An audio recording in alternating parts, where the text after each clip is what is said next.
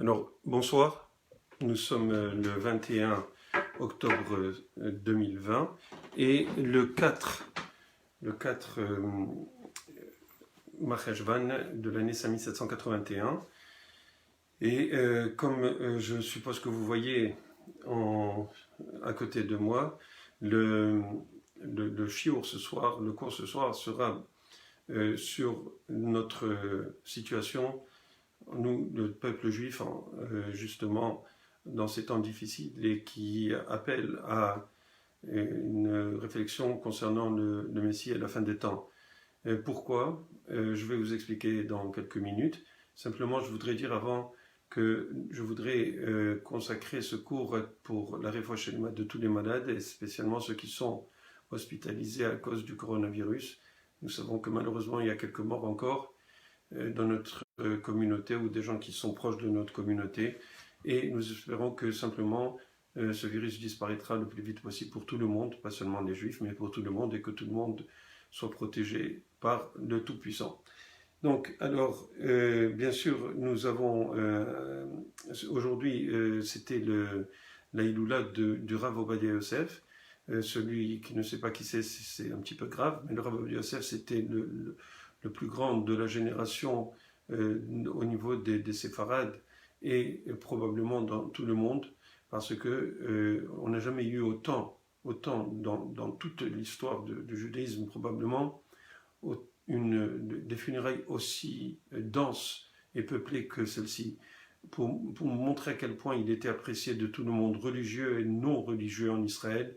C'était quelqu'un avec une personnalité tellement droite, tellement bonne, tellement généreux comme personne, une personne qui avait un savoir immense, un génie de la Torah, quelqu'un d'énorme de ce point de vue, qui nous a laissé énormément de décisions halachiques qui nous permet de justement avoir non seulement une vie juive bien accomplie, mais surtout aussi qui a analysé pour trouver tous les moyens possibles pour rendre la vie la vie juive la plus agréable possible, d'accord, au niveau des décisions halachiques.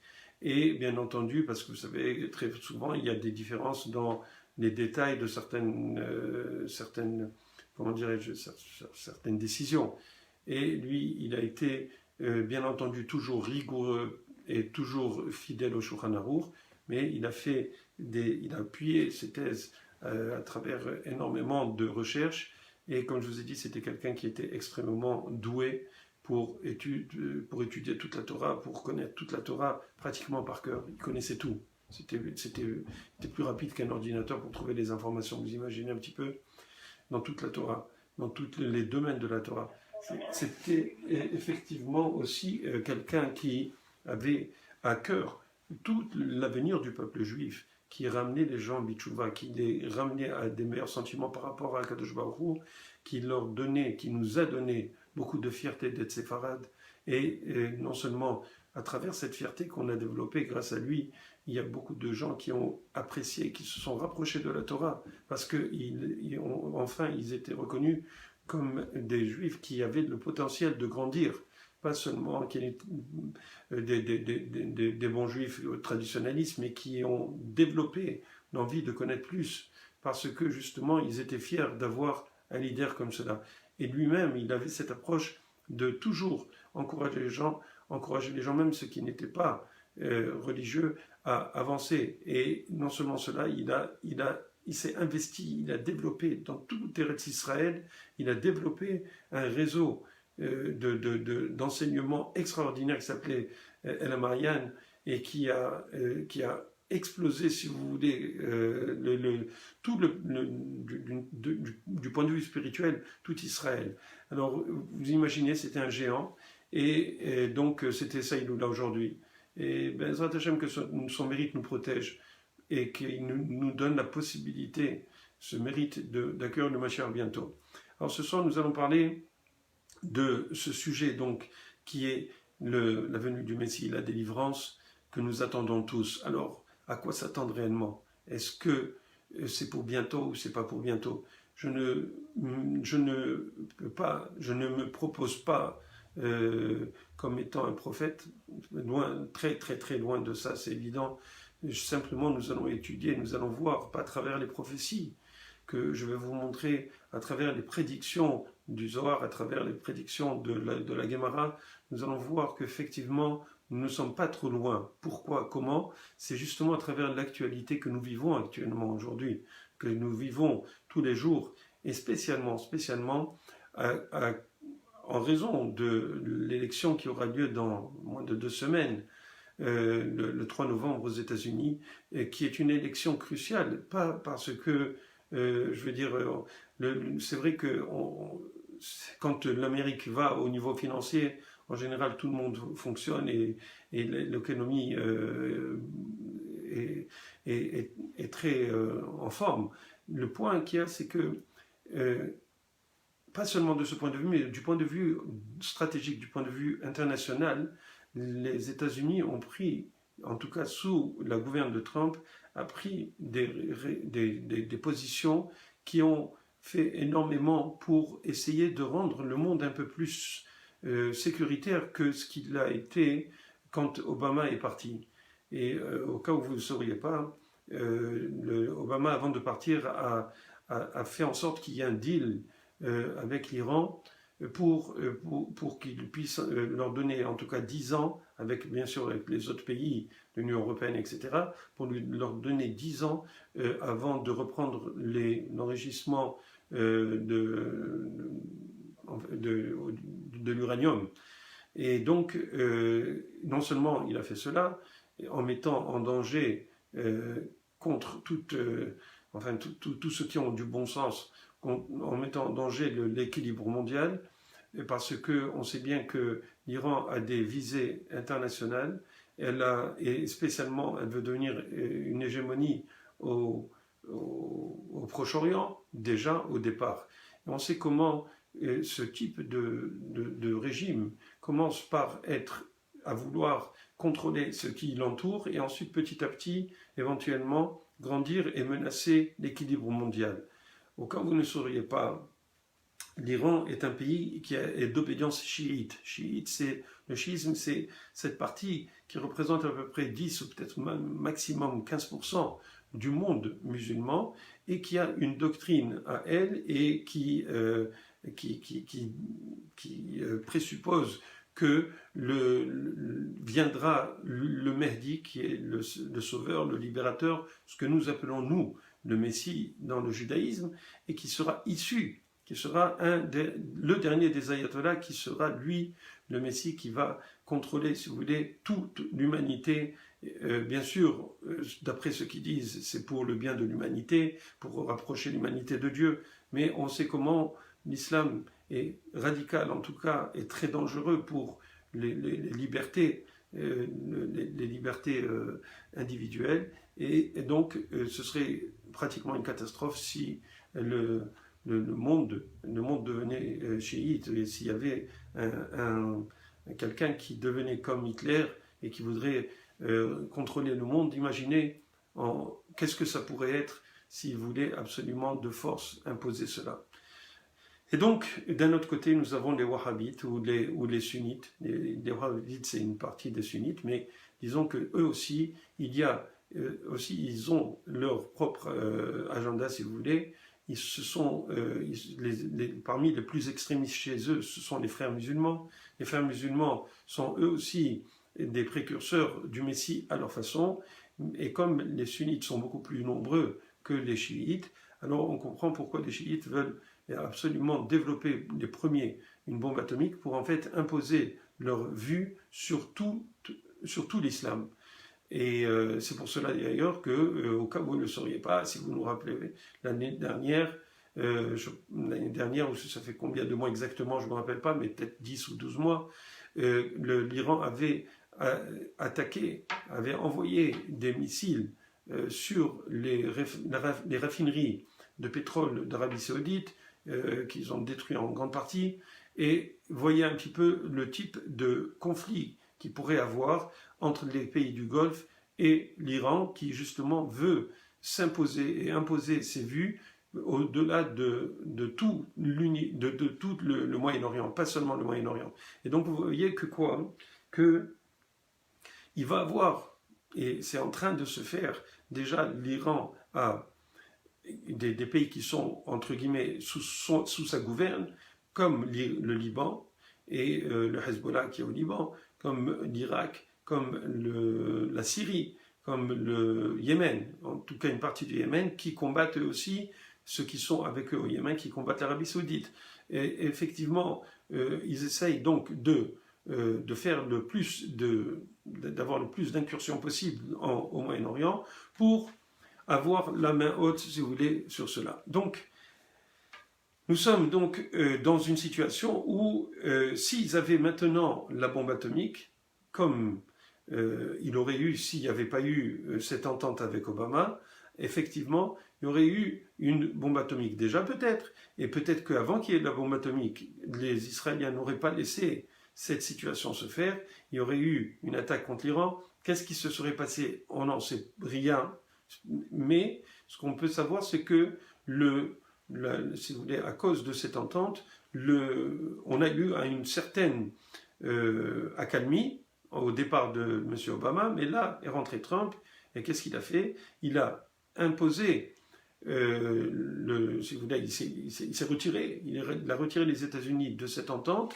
qui était une entente qui, d'après lui, était très néfaste pour l'équilibre mondial, parce que de leur donner, même après 5 ans ou 8 ans ou 10 ans, la possibilité de réenrichir l'uranium, et entre-temps, bien sûr, ils avaient la possibilité de développer et d'enrichir un certain montant d'uranium à titre expérimental, mais en fait c'est simplement pour développer des centrifugeuses qui sont beaucoup plus perfectionnées, qui peuvent enrichir l'uranium 50 fois plus vite probablement que les centrifugeuses actuelles. Et c'est pour cela que M. Bibi Netanyahou, Benjamin Netanyahou, qui est le Premier ministre de la tête d'Israël, a averti que d'ici le mois de décembre, l'Iran aurait déjà enrichi à peu près pour 2 bombes atomiques. Donc imaginez un petit peu le danger, où c'est que nous sommes arrivés.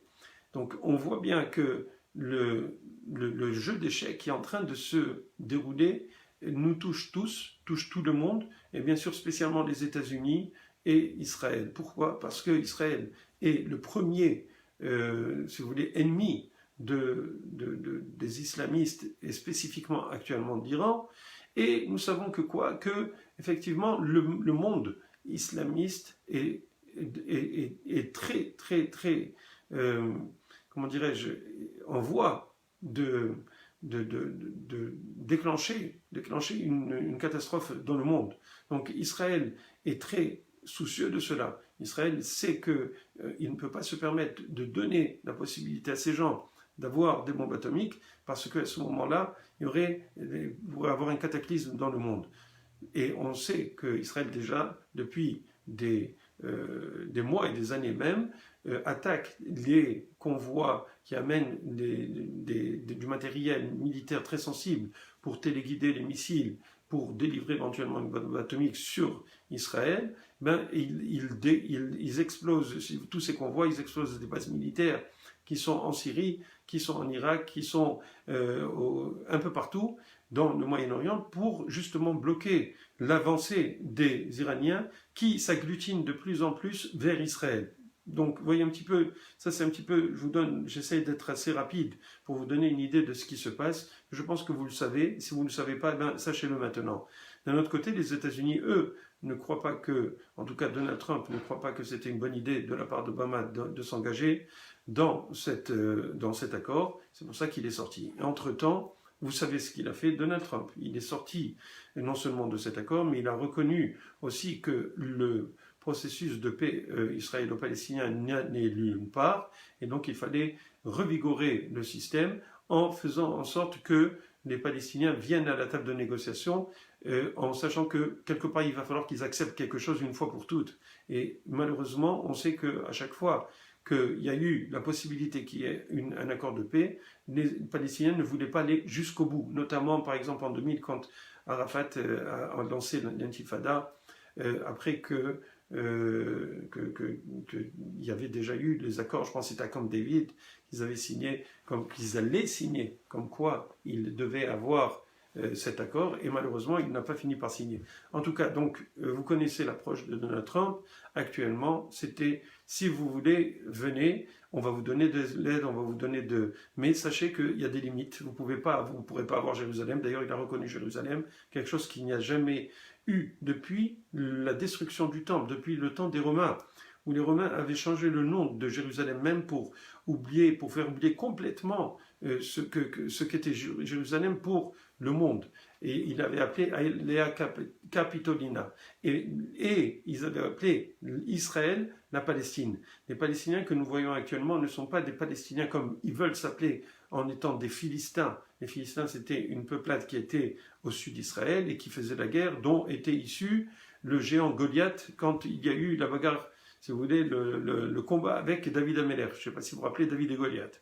Donc, un petit peu pour vous faire une petite histoire courte, nous sommes arrivés à une situation où il y a une impasse, et alors que vraiment les États-Unis ont donné beaucoup d'aide aux Palestiniens pour pouvoir faire la paix. Bon, maintenant, chacun a ses opinions sur cela. Nous sommes juifs, donc nous croyons que Jérusalem est à nous depuis la nuit des temps et que nous devons le garder.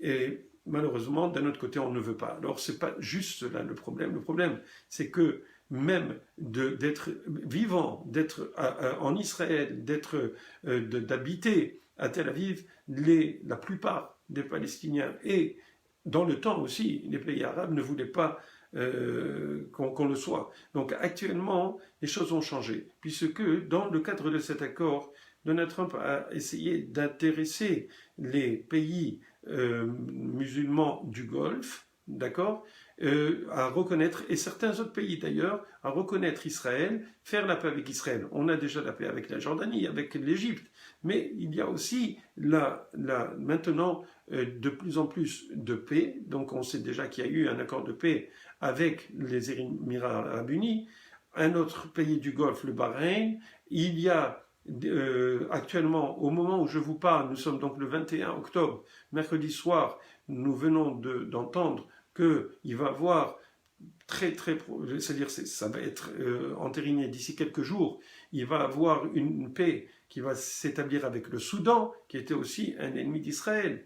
Et donc, il resterait encore d'autres qui vont simplement courir probablement pour devenir eux aussi des États qui font la paix avec Israël, que ce soit l'Arabie Saoudite, ou en attendant le Maroc, le Sultanat d'Oman, et éventuellement l'Arabie Saoudite. Donc on voit qu'il y a un changement de paradigme dans cette région. On voit l'avenir d'une façon beaucoup plus, si vous voulez, sereine. Pourquoi ?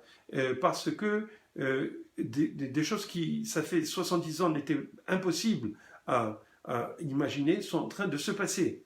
Que tous ces pays arabes reconnaissent Israël et veuillent faire des affaires avec Israël, veuillent avoir des vraies relations amicales avec Israël, c'est extraordinaire. Mais d'un autre côté, c'est sûr que si Donald Trump l'a fait, il l'a fait aussi pour son but personnel, dans le sens qu'il voulait avoir des victoires diplomatiques pour effectivement arriver à être réélu. Et il se trouve que, malheureusement, dans leur pays, aux États-Unis, le pays de la grande démocratie, la presse ne veut même pas lui donner la possibilité de s'exprimer librement. Et malgré tous les coups bas de la politique américaine, qui sont de part et d'autre très, très virulents, eh ben, on arrive à voir que la démocratie est muselée. Quelque chose qu'on n'a jamais vu. C'est vrai que Donald Trump les a à chaque fois traités de fake news, etc. Mais c'est parce qu'il ne faisait que l'attaquer à partir du moment où il a été élu. Parce que quand il a été élu, dès qu'il a été élu avec un collège électoral qui était très honorable, je pense que c'était dans les 315 ou 310, 18, je pense, ou peut-être 306, je ne me rappelle pas bien. En tout cas, c'était quelque chose que personne n'aurait pensé. Personne n'aurait pensé que Donald Trump serait devenu président. Et pourtant, Akadosh Baruch Hu a fait en sorte qu'il soit élu. Et j'aimerais vous raconter quelque chose que j'ai développé dans un cours sur notre page Facebook et sur YouTube. Au sujet de Donald Trump, vous pouvez aller voir Purim, je pense que c'était Purim et Trump, ou Trump et Purim, je ne me rappelle pas exactement. Mais c'était le titre. Allez le chercher, vous allez le voir dans notre page Facebook, comme je vous dis. Là-bas, je vais expliquer qu'en fait, il y avait une allusion extraordinaire par rapport à Purim. Vous savez que Purim s'écrit avec un Vav. D'ailleurs, vous allez voir ça tout à l'heure. Purim s'écrit avec un Vav, et partout dans la Megillah de Esther, la Megillah qu'on lit le soir et le matin de Purim. Mais à 3 endroits où il y a eu, oui, c'était maintenant, je vous rappelle, le titre, c'est les 3 Purim, et les 3 Purim, et Jérusalem et Trump. Oui, c'est quand Trump avait reconnu Jérusalem. Donc, les 3 Purim, Jérusalem et Trump, ça c'est le titre du cours. Et donc, vous pourrez aller voir là-bas tous les détails. Ben, sachez, ce que je voulais vous faire remarquer, c'est que normalement, donc, Purim s'écrit avec un Vav, et à un moment donné, j'étais en train de penser, j'ai dit, c'est pas possible qu'il y ait un retournement de situation extraordinaire, quelque chose que jamais on aurait pensé que Jérusalem soit reconnue par les États-Unis, en fin de compte, de la même manière que Rome était la puissance dans le temps qui avait enlevé le nom de Jérusalem à Jérusalem. Là, Édom, qui est représenté, Édom et Rome, si vous voulez, le monde occidental qui est dirigé, qui est leadé par Donald Trump, et reconnaît que Jérusalem est la capitale d'Israël, et ils ont justement transféré l'ambassade de Jérusalem, des États-Unis à Jérusalem. C'était une grande, vraiment un bouleversement énorme au niveau mondial. Ce que je voulais vous dire, c'est que, en fin de compte, quand vous voyez que Trump, quand vous l'écrivez en hébreu, c'est tête, ok, resh, mem et p, d'accord, et donc avec un aleph. Excusez-moi, il y a un aleph, ok, Trump, tête, resh, aleph, mem et p, Trump. Avec un aleph, ça donne la valeur exactement de Purim. Alors j'ai dit, waouh, c'est extraordinaire. Après, je fais le calcul, je dis, ah non, c'est pas possible, il y a un Vav dans Purim, donc ça fait 6 de plus.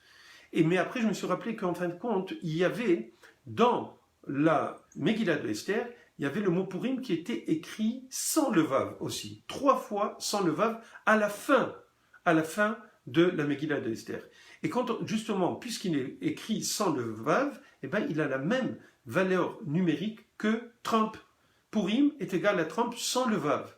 Et donc, il s'écrit 3 fois. Et là, on a vu qu'effectivement, il y a eu le miracle de Purim. De la même manière qu'il y a eu un miracle à Purim où tout a été changé, on a vu un miracle avec Donald Trump qui nous a supporté, qui a changé, qui a remis l'ambassade à Jérusalem, qui a remis en question l'accord avec Obama, qui en fin de compte pouvait donner aux Iraniens, qui en fait sont les descendants de Haman, du temps de la Megillah de Esther, du temps des Perses, qui voulaient détruire le peuple juif. Et effectivement, comment ils pouvaient détruire le peuple juif? C'était en une seule journée, ils voulaient détruire dans le temps. Et bien effectivement, actuellement, imaginez, Chas v'Shalom, qu'il y ait une bombe atomique qui s'abat sur Israël, et bien ce serait d'un coup que tout le peuple juif qui se trouve en Israël serait exterminé en quelques secondes.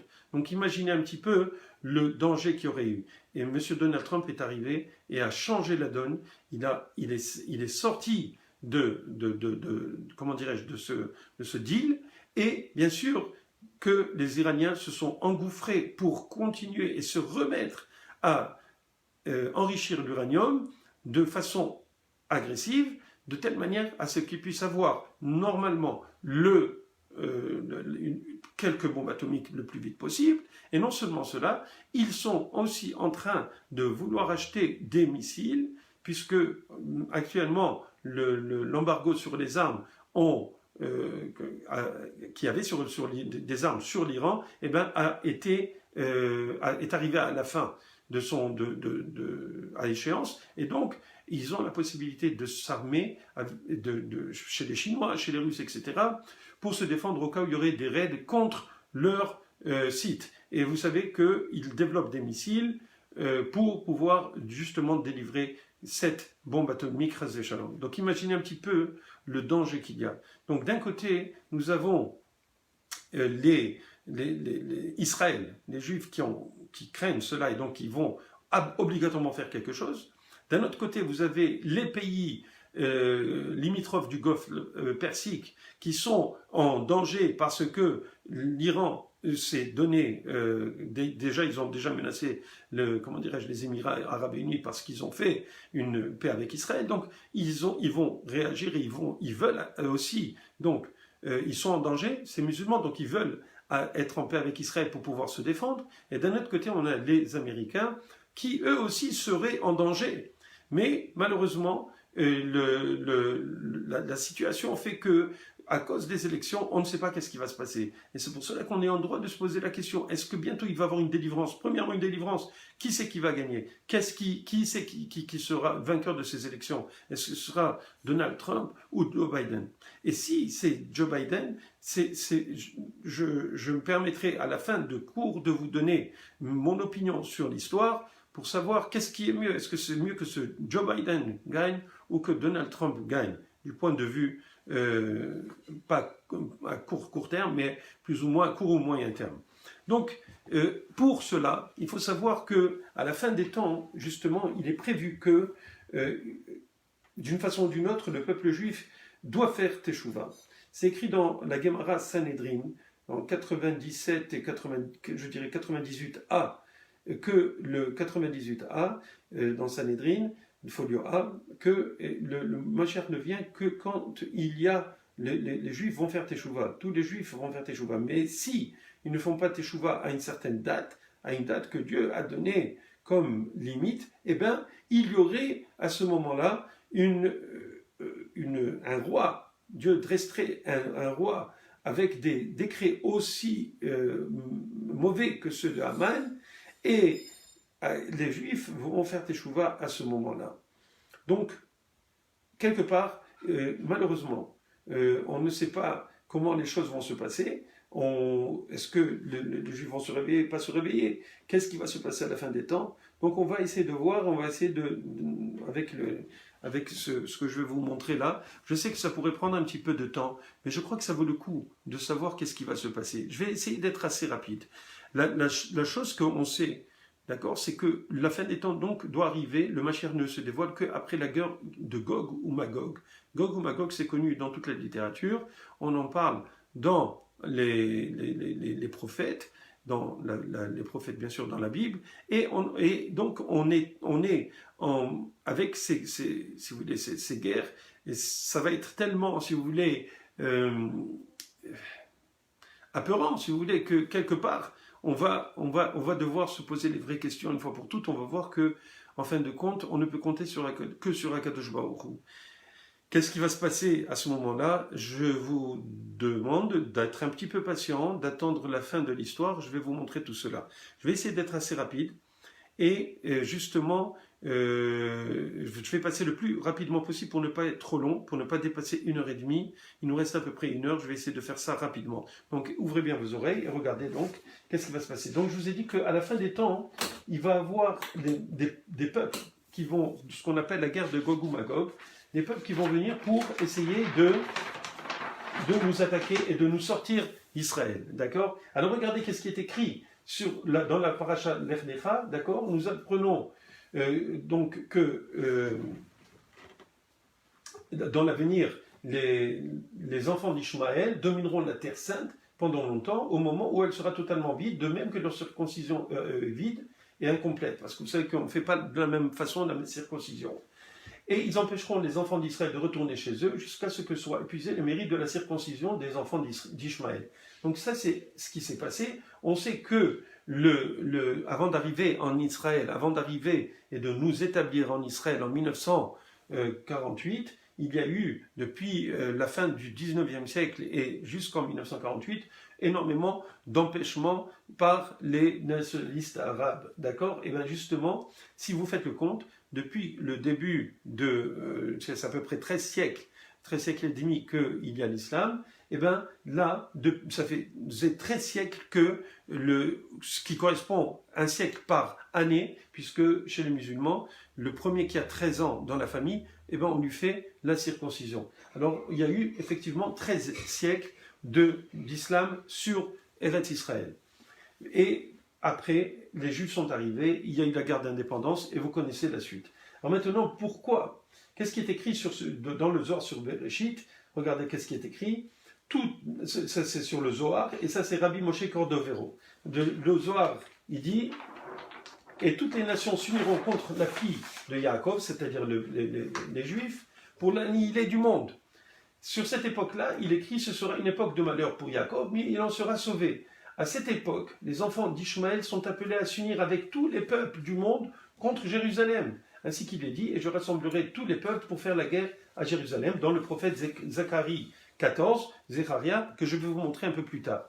Donc, qu'est-ce qui se passe? Le Rabbi Moshe Cordovero, sur ce Zohar, le Zohar est écrit, ça fait à peu près 2000 ans, ou 1800 ans. Rabbi Moshe Cordovero, qu'est-ce qu'il nous dit sur le Zohar, sur ce Zohar-là, d'accord? Il nous dit, toutes les nations s'uniront contre Jérusalem pour faire la paix entre elles et se tourner contre Israël, afin de l'annihiler. Pourquoi? Car ils se seront établis un royaume. Et ce sera une époque de malheur pour Yaakov, mais ils n'en seront pas brisés, bien plutôt, il en sera sauvé. Qu'est-ce qu'on voit ici? On voit qu'ils se sont établis un royaume. Ça veut dire que ça fait 500 ans à peu près, nous savons que Rabbi Moshe Cordovero, s'appuyant sur le Zohar, il vient, il nous dit qu'on aura un royaume. Ce qui est en train, effectivement, ce qui a lieu, puisque nous avons un royaume qui s'appelle l'État d'Israël.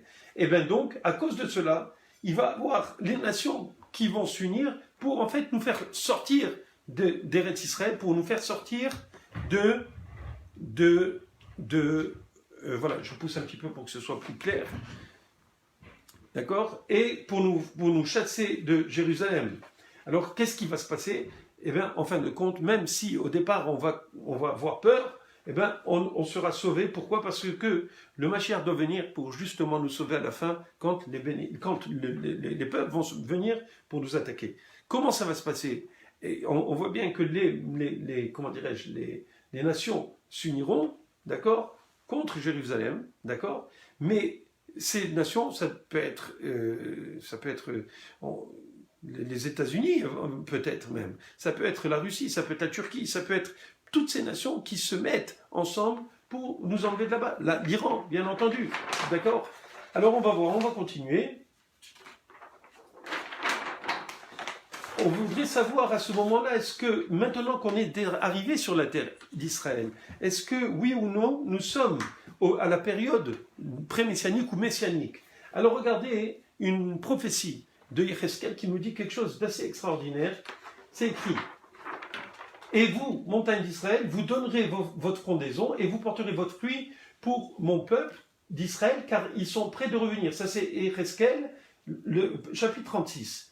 Et sur cela, la Gemara a dit, Rabbi Abba dit, il n'y a aucun signe plus clair de la fin des temps que celui-ci. À savoir qu'il est dit, et vous, montagne d'Israël, vous donnerez vos branches et porterez vos fruits pour mon peuple d'Israël. Donc on voit effectivement que les choses se sont réalisées, puisque nous sommes en Israël et on connaît le miracle agricole d'Israël. Alors regardez, Rashi, qu'est-ce qu'il dit? Lorsque la terre d'Israël donnera ses fruits, la venue du Messie se rapproche et il ne peut y avoir de signe plus clair que celui-ci. Autrement dit, puisque la terre d'Israël donne ses fruits, on sait que le Mashiach n'est pas loin. Le Maharsha, sur cette Gemara, ça fait à peu près 1630, ça fait 400 ans, il dit, tant que le peuple d'Israël n'est pas sur sa terre, celle-ci ne donne pas. Je vous dirais que Rashi, c'est au Moyen-Âge, donc c'est à peu près, ça fait à peu près 10 siècles. Ça fait 4 siècles. Le Maharsha dit, tant que le peuple d'Israël n'est pas sur sa terre, alors celle-ci ne donne pas ses fruits comme il serait normal. Mais quand elle recommencera à donner ses fruits, ce sera un signe clair de la fin de l'approche du temps et de la rédemption et du retour d'Israël sur sa terre. C'est exactement ce que nous vivons. Alors, ici, nous avons une autre prophétie qui dit qu'en fin de compte, qu'est-ce qui se passe? C'est dans Devarim, où on sait que Devarim, c'est le 5e livre de la Torah, où Moïse fait des remontrances au peuple d'Israël, il les avertit de ne pas s'éloigner, et il sait qu'en fin de compte, il va y avoir des calamités qui vont s'abattre sur le peuple d'Israël. Et il va voir malheureusement énormément de malheurs, et il dit, et quand ils diront, tous ces peuples, à quel propos l'Éternel a-t-il ainsi traité ce pays? Pourquoi s'est allumée cette grande colère? On répondra parce qu'ils ont abandonné l'alliance de l'Éternel, Dieu de leur père, l'alliance qu'ils avaient contractée avec eux, après les avoir fait sortir du pays d'Égypte. Autrement dit, Akadosh Baruch Hu, quand il va malheureusement nous faire passer par des épreuves, on va être vilipendés, on va être tués, on va avoir des ennemis qui vont nous attaquer, on va avoir des maladies, il va y avoir un tas de choses. Qu'est-ce qui se passe? Alors les gens vont dire, comment ça se fait que la terre va être complètement déserte, complètement escaltée, si vous voulez, et on le voit comme après la destruction des temples, on voit que malheureusement Israël a été complètement désertique, et spécialement après la destruction du deuxième temple. Alors c'est écrit parce qu'ils ont abandonné l'alliance de l'Éternel. Et à cause de cela, on sait que quoi?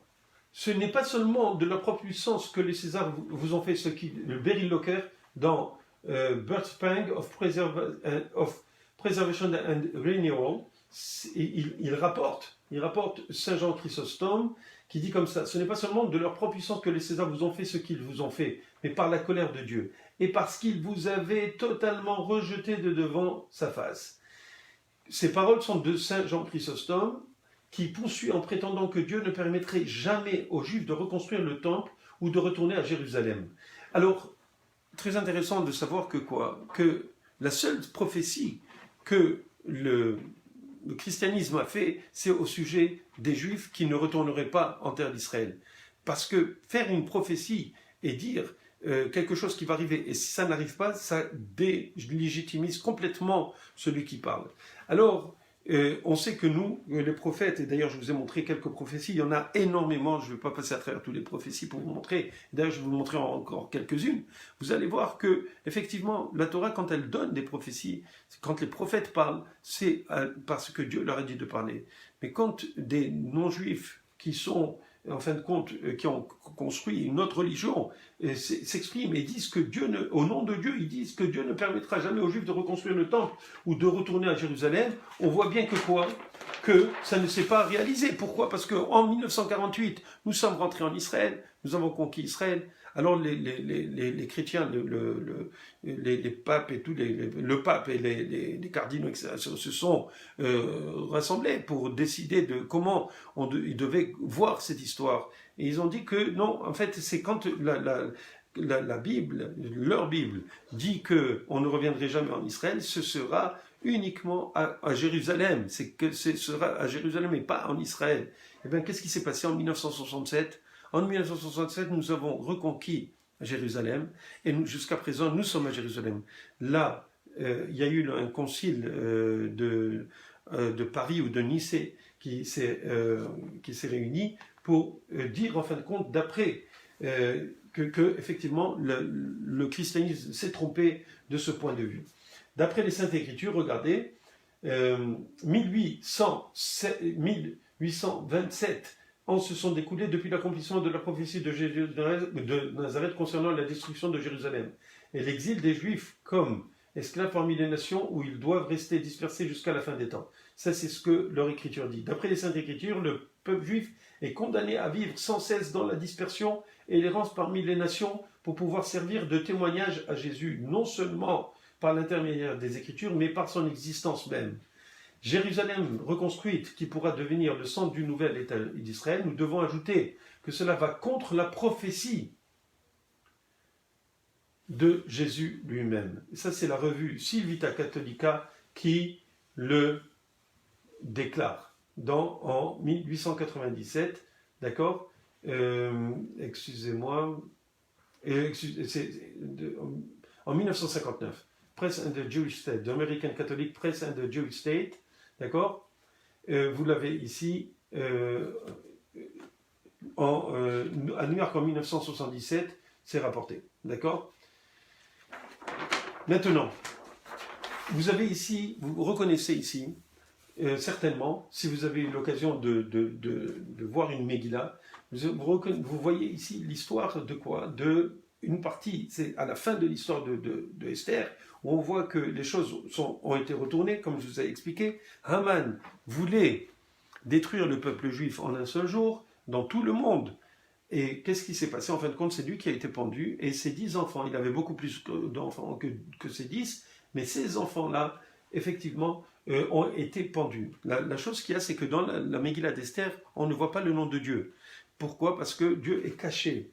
Il n'est pas écrit, parce que Esther, ça veut dire caché, ça vient du mot seter, en cachette. Et donc, dans la Megillah d'Esther, toute l'histoire, tout le récit paraît être quelque chose qui est complètement naturel. C'est un enchevêtrement, ça a l'air d'être une intrigue politique qui a duré beaucoup d'années, bien sûr, mais qui donnait effectivement la possibilité à Haman, à la fin, de tuer tout le peuple juif. En fin de compte, qu'est-ce qui s'est passé? Tout a été retourné. Et on voit que, comme je vous ai dit, que lui, il a été pendu, et ses 10 enfants ont été pendus.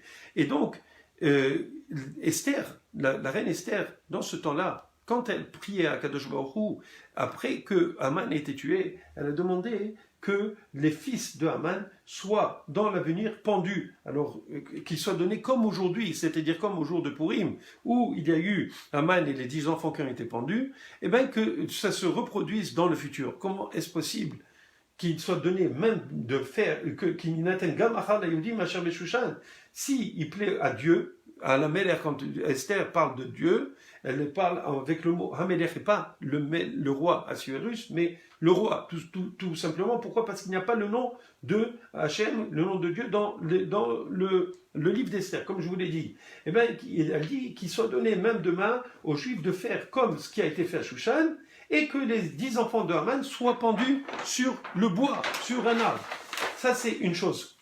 Pourquoi c'est un petit peu incongru de demander à ce qu'on les pende après qu'ils soient morts. Ça, c'est un. Deuxièmement, on voit qu'il y a 3 lettres petites ici, le Taf, le Shin et le Zayin, dans les 10 enfants de Haman, dans le nom des 10 enfants de Haman. Et on voit qu'il y a un grand Vav. Le Vav, ce que vous voyez ici, il est plus grand que les autres lettres. Et ça, ce sont des petites lettres. Alors, on a toujours eu cette question. Qu'est-ce que voulez dire ces petites lettres? Dans la Torah, il y a des grandes lettres, il y a des petites lettres. Chacune avait une explication. Jusqu'au moment où on voit qu'il y a eu, en 1946-47, on voit qu'il y avait eu le fameux procès de Nuremberg. Combien il devait être de nazis qui devaient être tués? Il devait être 11. Et Göring s'est suicidé. Et combien Haman avait d'enfants? Il en avait 10. Non, il en avait 11. Il avait une fille qui, elle s'est suicidée, de la même manière que Göring s'est suicidé. Et Göring, d'après ce qu'on m'a dit, je ne sais pas, je n'ai pas vérifié, mais il portait des robes. Pourquoi? Je ne sais pas, des grandes robes comme ça. En fin de compte, ce qui s'est passé, c'est que les 10 enfants de Haman ont été tués. Quand est-ce qu'ils ont été tués? Excusez-moi, les 10 nazis ont été pendus après le procès de Nuremberg, et ils ont été exécutés le 16 octobre 1946, qui correspond à Hoshana Rabbah. Hoshana Rabbah, c'est le jour de Sukkot, où c'est le dernier jour où on envoie les verdicts pour être appliqués dans le monde. Je parle des verdicts au niveau du ciel. Et donc, ce soir-là, ils ont été tués le 16 octobre 1946. La chose qui est très intéressante, et vous voyez, ici vous avez que 1946, qui correspond à cette année-là en hébreu, Ha-ta-shaz, He-tav-shin zayin, Tav-shin zayin, et He, parce que c'est comme ça qu'on note le 6e millénaire.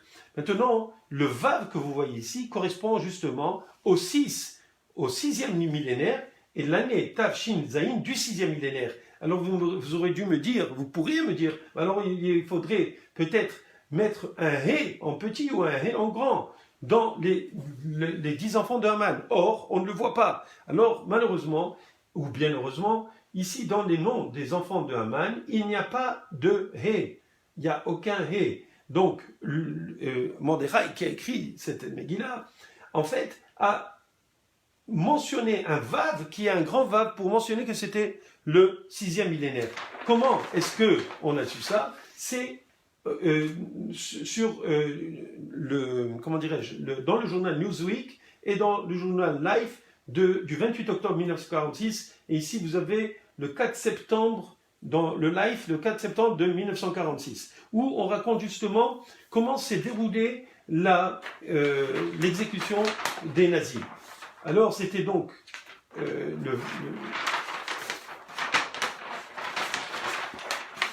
ici, vous voyez quoi? Et vous voyez que dans l'exécution des nazis, il y avait un certain monsieur Julius Reicher qui était un des 10 qui devait être tué.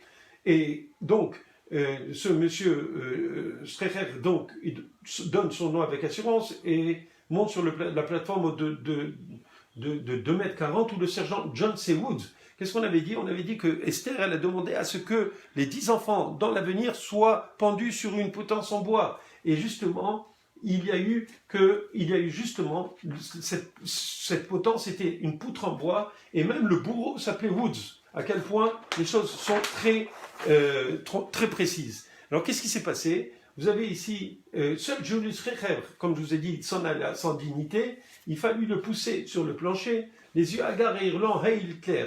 En montant les marches, il s'écria « Et maintenant je vais à Dieu !» Il regarda fixement les témoins qui étaient en face de la potence et cria « Purim 1946 !» Au même moment, dans un bruit sec, la table s'en trouve vide sous ses pieds. Alors, vous pouvez me dire peut-être que Julius Reicher, il voulait faire Purim de la même manière qu'à Purim, il voulait tuer tout le peuple juif en un seul jour. Avant de mourir, il a proclamé cela comme étant sa fierté, son projet, comme le projet de tous les nazis dans le temps.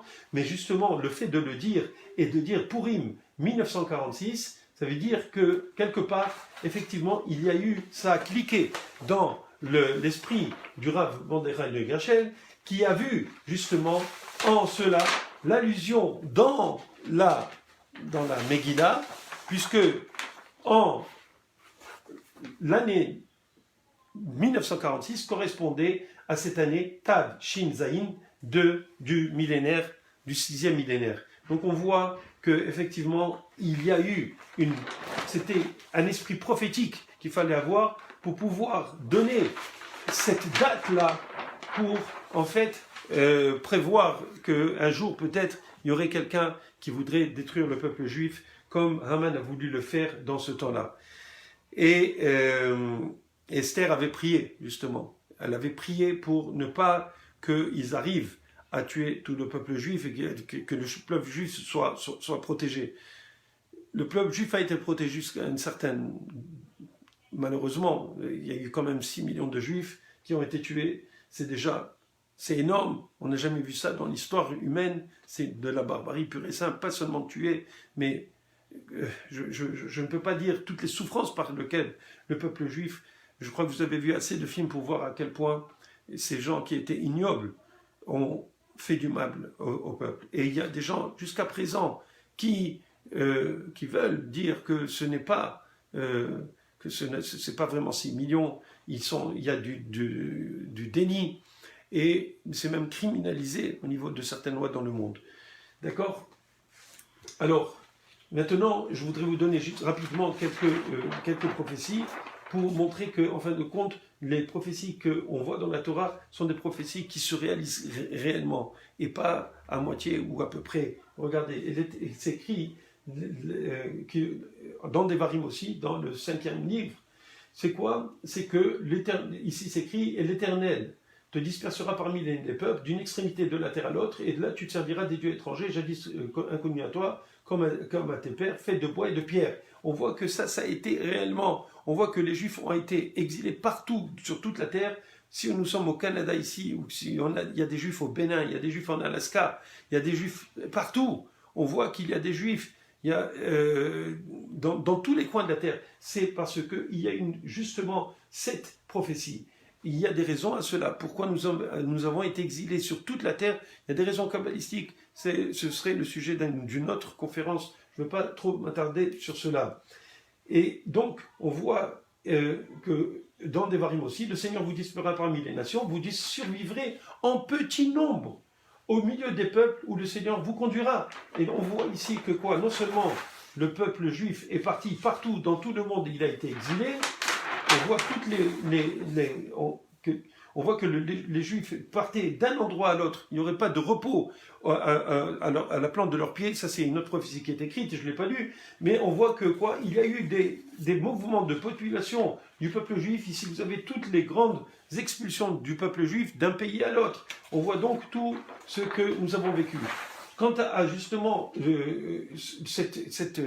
quand il parle qu'on sera une poignée d'hommes, je répète ici, vous serez réduit à une poignée d'hommes, après avoir égalé en multitude des étoiles du ciel, parce que tu auras été sourd à la voix de l'Éternel ton Dieu. Akadosh Baruch Hu dit, tu ne veux pas m'écouter, tu veux faire à ta tête, tu veux te conduire comme les autres nations, te prendre pour une autre nation, je ne te permettrai pas. Et donc tu vas être réduit à une poignée d'hommes.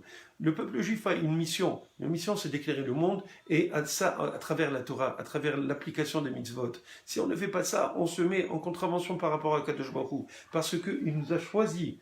Quand on dit qu'on est le peuple choisi, il nous a choisis pour appliquer les commandements de la Torah.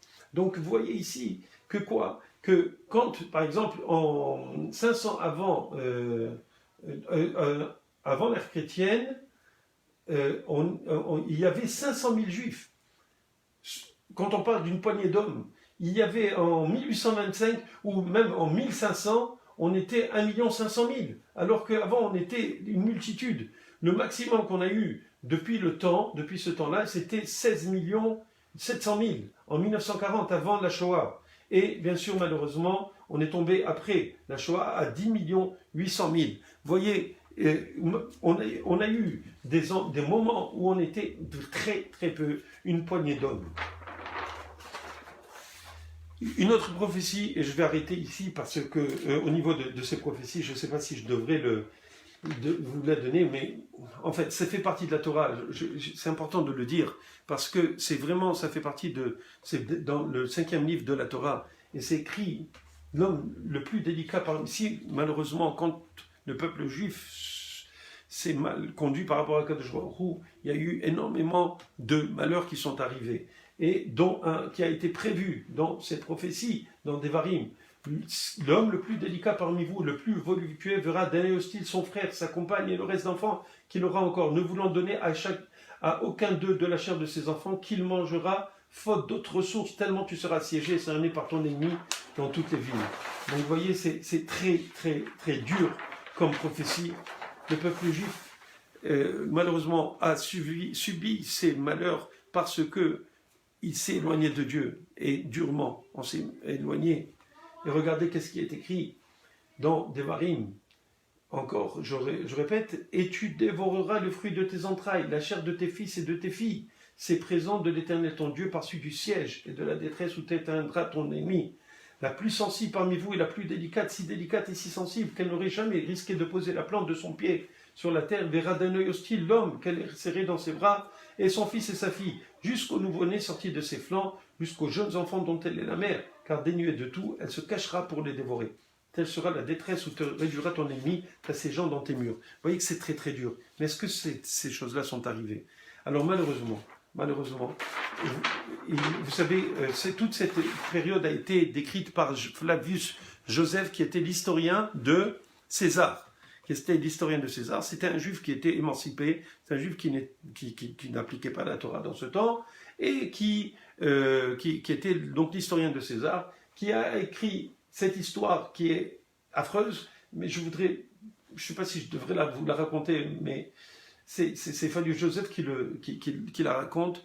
C'est intéressant, ce serait intéressant de voir à quel point les prophéties, quelque chose qui est complètement contre la nature humaine, et spécialement chez une femme, et spécialement c'est la plus délicate, la plus sensible, qui éventuellement a fini par justement appliquer, par illustrer cette prophétie. Alors elle s'appelait Cette dame, elle s'appelait Marie. C'est pas la seule, malheureusement, mais ça, c'est une histoire qui a été racontée. Donc, elle s'appelait Marie, fille des Lazare et Forish, etc. Elle est partie à Jérusalem, elle s'y trouva assiégée, comme le dit la prophétie où il dit que ton ennemi t'assiégera. Lorsqu'elle se trouva ainsi réduite à cette dernière... Bon, il n'y avait pas de manger, ils avaient détruit tous les dépôts de nourriture. Lorsqu'elle se trouva ainsi réduite à cette dernière extrémité de ne pouvoir plus de quelque côté qu'elle se tourna, espérer aucun secours pour pouvoir vivre, pour manger, la faim qui la dévorait et encore plus le feu de la colère que la colère avait allumé dans son cœur lui inspirèrent une résolution qui fait horreur à la nature. Elle arracha son fils de sa mamelle et lui dit « Enfant infortuné dont on ne peut trop déplorer le malheur, etc. etc. » Ne vaut-il donc pas mieux que tu meures pour me servir de nourriture? Après avoir parlé de la sorte, elle tua son fils, le fit cuire, en mangea une partie et cacha l'autre. Donc, vous voyez que malheureusement, ces choses-là sont arrivées. Ces choses-là sont arrivées. Pourquoi? Parce qu'on n'a pas écouté la voix de l'Éternel. Parce qu'il nous dit, si tu obéis à la voix de l'Éternel, ton Dieu, observant avec soin tous ces préceptes que je t'impose en ce jour, l'Éternel, ton Dieu, te fera devenir le premier de tous les peuples de la terre, et toutes les bénédictions suivantes se réaliseront pour toi et resteront ton partage. Tant que tu obéiras à la voix de l'Éternel, tu seras béni dans la ville et béni dans les champs, etc., etc. Mais, malheureusement, si on ne fait pas ce qu'Akadosh Baruch Hu nous demande, mais si tu n'écoutes pas la voix de l'Éternel, si tu n'as pas soin d'observer tous ces préceptes et ces lois que je te recommande, en ce jour, toutes ces malédictions se réaliseront contre toi et seront ton partage. Tu seras maudit dans la ville, etc., etc. Donc, vous voyez que ce n'est pas toujours rose pour le peuple juif. C'est vrai qu'on a des grandes responsabilités, mais d'un autre côté, on est reconnu, même par les nations, comme étant le peuple élu. Bien sûr, les chrétiens disent que le prophète, pour eux, leur Messie, c'est Jésus, et que c'est lui qui a raison par rapport à tout le judaïsme, et que c'est lui le nouveau judaïsme. Les musulmans disent que c'est eux qui ont raison sur les chrétiens et les juifs. Bon, chacun peut dire ce qu'il veut, mais nous savons qui nous sommes. Et nous savons que quand George Bush était venu à la Knesset, il avait dit « Vous êtes le phare des nations ». Quand le premier homme du monde, si vous voulez, le dit, c'est qu'il répète ce que tout le monde pense tout bas. Alors, c'est pas parce que on doit s'enorgueillir d'être le peuple élu. C'est pas ça l'idée. L'idée, c'est de prendre nos responsabilités de peuple élu. Si, bien sûr, on considère qu'on l'est. Si on ne pense pas, si on ne croit pas en Dieu, si on se pose des questions, alors vous avez qu'à lire un petit peu les prophéties et voir comment les choses se sont réalisées et voir qu'en fin de compte, ces prophéties, ce n'est pas un homme qui les a écrites de lui-même. Une prophétie, c'est parce que Dieu lui donne ces informations. C'est le rouleau de la Torah, ça. C'est même pas les prophètes qui sont venus après, comme je vais vous montrer. On parle de Moïse qui a écrit cela, sous la dictée de Dieu. Et on voit ce qui s'est passé. On voit que ces prophéties se sont réalisées, malheureusement. D'accord? Regardez. Par exemple, durant l'Holocauste, qu'est-ce qui s'est passé? Face à des manifestations inconcevables du mal que nous appelions Seigneur Tout-Puissant, Dieu de pitié et de miséricorde, où es-tu? Nous le cherchions et nous ne le trouvions pas. D'accord? L'impression révoltante et humiliante que Dieu nous avait disparu nous suivait partout. C'est une expérience indélébile et inoubliable. Tout le monde se demande comment ça se fait qu'on soit arrivé à cette tragédie.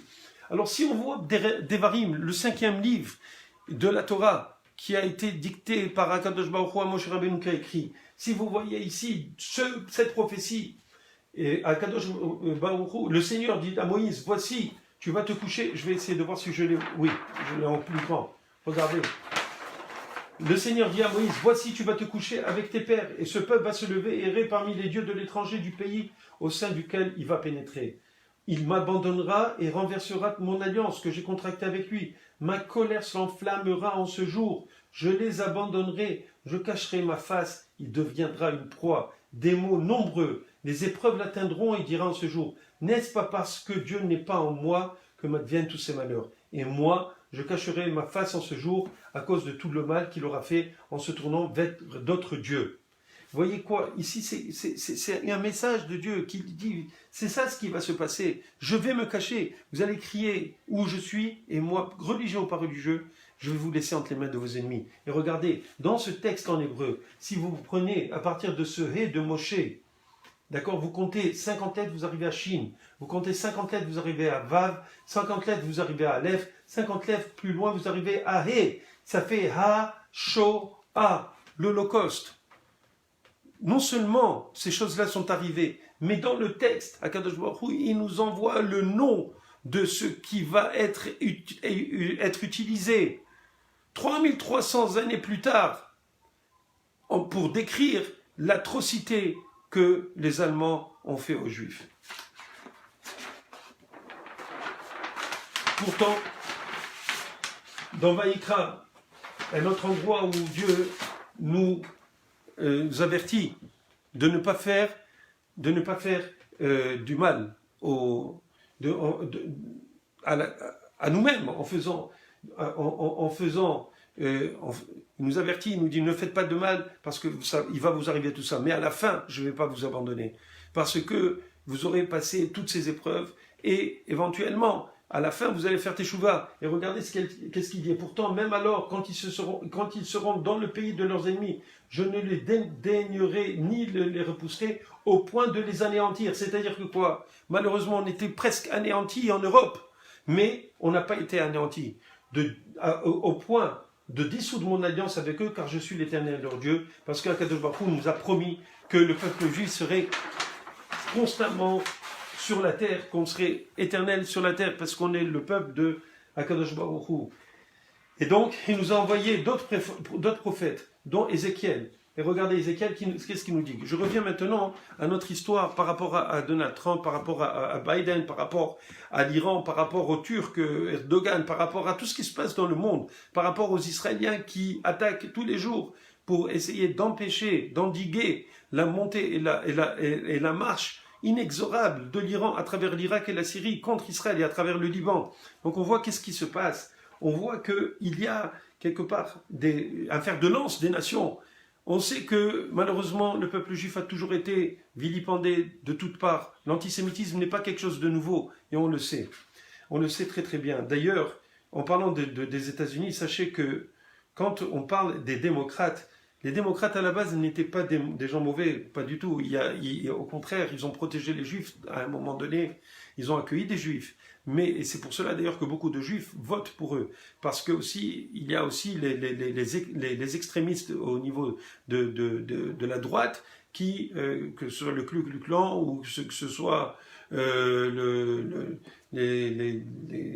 d'autres milices qui sont extrémistes, de l'autre côté, du côté des gauchistes, du côté des démocrates maintenant, il y a ce qu'on appelle les extrémistes, les far left, et ceux qui sont des gauchistes extrêmes comme Antifa. En fait, ce sont des gens qui sont extrêmement violents contre pas seulement la société américaine, mais aussi qui sont des antisémites, et qui ont été eux-mêmes, si vous voulez, pas seulement eux, on parle des milices, on parle des organisations en dehors de la politique, si vous voulez, directement. Mais quand on voit qu'il y a eu ces 4 dernières années, il y a eu une montée des extrêmes par des élus chez les démocrates, que ce soit Ilhan Omar, que ce soit Rachida Tlaib, ou que ce soit et aussi, comment elle s'appelle, Alexandra Ocasio-Cortez, que ce soit une autre, j'ai oublié ce nom, que ce soit Linda Sarsour, soit des gens qui ont pris pied dans le Parti démocratique, le Parti démocrate, et qui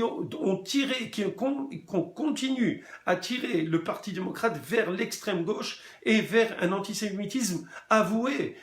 Il faut juste regarder, il y a des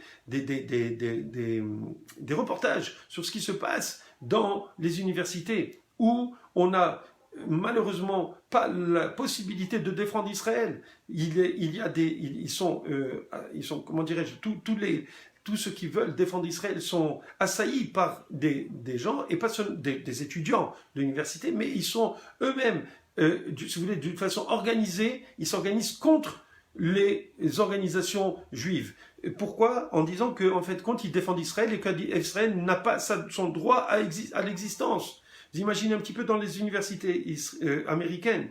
Et Donald Trump a justement donné au département d'éducation du département d'État a donné la possibilité comment dirais-je, de faire des sanctions économiques et de ne pas donner des subventions à ces universités qui ne donnent pas la possibilité de défendre Israël. Et pourquoi? Parce que justement, le fait d'être anti-israélien, antisioniste, c'est en fait de l'antisémitisme. Et c'est ce qu'il a voulu donner comme définition de l'antisémitisme. Pas seulement l'antisémitisme classique que l'on voit partout, que l'on voit même à New York, que l'on voit à Borough Park ou à Crown Heights, où des juifs ont été attaqués simplement parce qu'ils étaient juifs. Mais non seulement cela, mais même dans les universités, quand on défend Israël, eh ben, on est attaqué de ce point de vue. Donc on voit que quoi? Qu'il y a tout, vous savez que la gauche, si vous voulez, a son berceau, si vous voulez, là où elle va recueillir ses futurs politiciens, c'est dans les universités, c'est chez les soi-disant intellectuels du monde. Eh bien, justement, on voit à cause de ça qu'il y a comment dirais-je, une déviation complète vers l'extrême gauche et vers l'antisémitisme, du point de vue du Parti démocrate. Alors, on est à même de voir qu'il y a des chances que, malheureusement, M. Biden passe, et lui, je ne sais pas si vous avez remarqué, il est, on dirait, un somnambule en plein jour, et qui ne se rappelle même pas qu'il doit se présenter pour la présidentielle, et non pour le Sénat, alors qu'il a dit 2 fois qu'il se présentait pour le Sénat. Donc, il y a quelque chose qui ne va pas. Ce qui se passe, c'est que ça va être une marionnette entre les mains du Parti démocrate qui vont lui dire quoi dire et quoi faire. Or, le Parti démocrate est entre les mains de qui? De la gauche extrême. De plus en plus, ils ne se cachent pas. Ils ne se cachent pas pour attaquer Israël. Ils ne se cachent pas pour dire, ces gens de l'extrême gauche, je parle, que Israël n'a pas le droit à l'existence. Bien que Biden ne soit pas, à la base, n'était pas quelqu'un de foncièrement mauvais contre Israël, mais qui s'est allié à Obama, qui lui était foncièrement contre Israël, puisque il a donné 150 milliards, si je me rappelle bien, avant de partir, alors qu'il n'était plus président pratiquement à l'Iran. Vous imaginez, en leur donnant la possibilité de faire des bombes atomiques qui pourraient éventuellement, en 10 ans ou 8 ans même, mettre en danger tout le peuple juif et toute la région. Quelque chose d'inimaginable. Et qu'est-ce qu'il veut faire Biden? Il veut reprendre tout ce qu'a fait Trump et casser tout ce qu'il a fait Trump. C'est-à-dire, il ne va pas déplacer probablement l'ambassade de Jérusalem parce que c'est un programme que tous les présidents auraient dû mettre en marche. Ils ne l'ont pas fait, c'est juste Trump qui a eu le courage de prendre l'ambassade et de la mettre à Jérusalem. Mais d'un autre côté, il peut faire énormément de pression et de mal à l'État d'Israël et éventuellement donner à l'Iran la possibilité de réenrichir et de continuer le JCPOA qui est l'accord sur le nucléaire. Donc vous imaginez un petit peu quels sont les enjeux d'une telle élection. À part, c'est sûr que au niveau si vous voulez, du point de vue stratégique mondial, il y a un grand problème entre les États-Unis et la Chine. Qui va être la première puissance? Vous croyez, quand Donald Trump il dit que la Chine va payer pour le coronavirus, il sait ce qu'il dit, parce qu'ils, même s'ils n'ont pas créé ce virus de toutes pièces, eh bien, il faut bien être d'accord qu'ils ont pendant 2 mois caché et ils ont voulu envoyer ce virus à travers la Terre alors qu'ils savaient que ce virus était transmissible entre les êtres humains. Et maintenant, il n'y a plus rien qui se passe en Chine, ils sont corrects, ils sont bien, leur économie fonce à toute vapeur. Pourquoi? Parce qu'ils veulent être le premier pays, parce qu'ils ont beaucoup de gens à nourrir aussi. Donc ils veulent avoir la main haute. D'accord? Et ils veulent aussi imposer leur façon de voir qui est communiste, qui est radicale, qui est extrémiste. Vous comprenez? On est dans un monde très dangereux. Que ce soit du point de vue des Russes. Bon, encore, Poutine, c'est un mégalomane, mais il est quand même intelligent, il ne va pas faire de bêtises. Il est froid quand même, il ne va pas faire sauter la planète pour rien du tout. Mais la Chine, c'est des gens ce sont eux et la Corée du Nord, ce sont les derniers hardcore communistes du monde. Vous imaginez un petit peu ce qui se passe.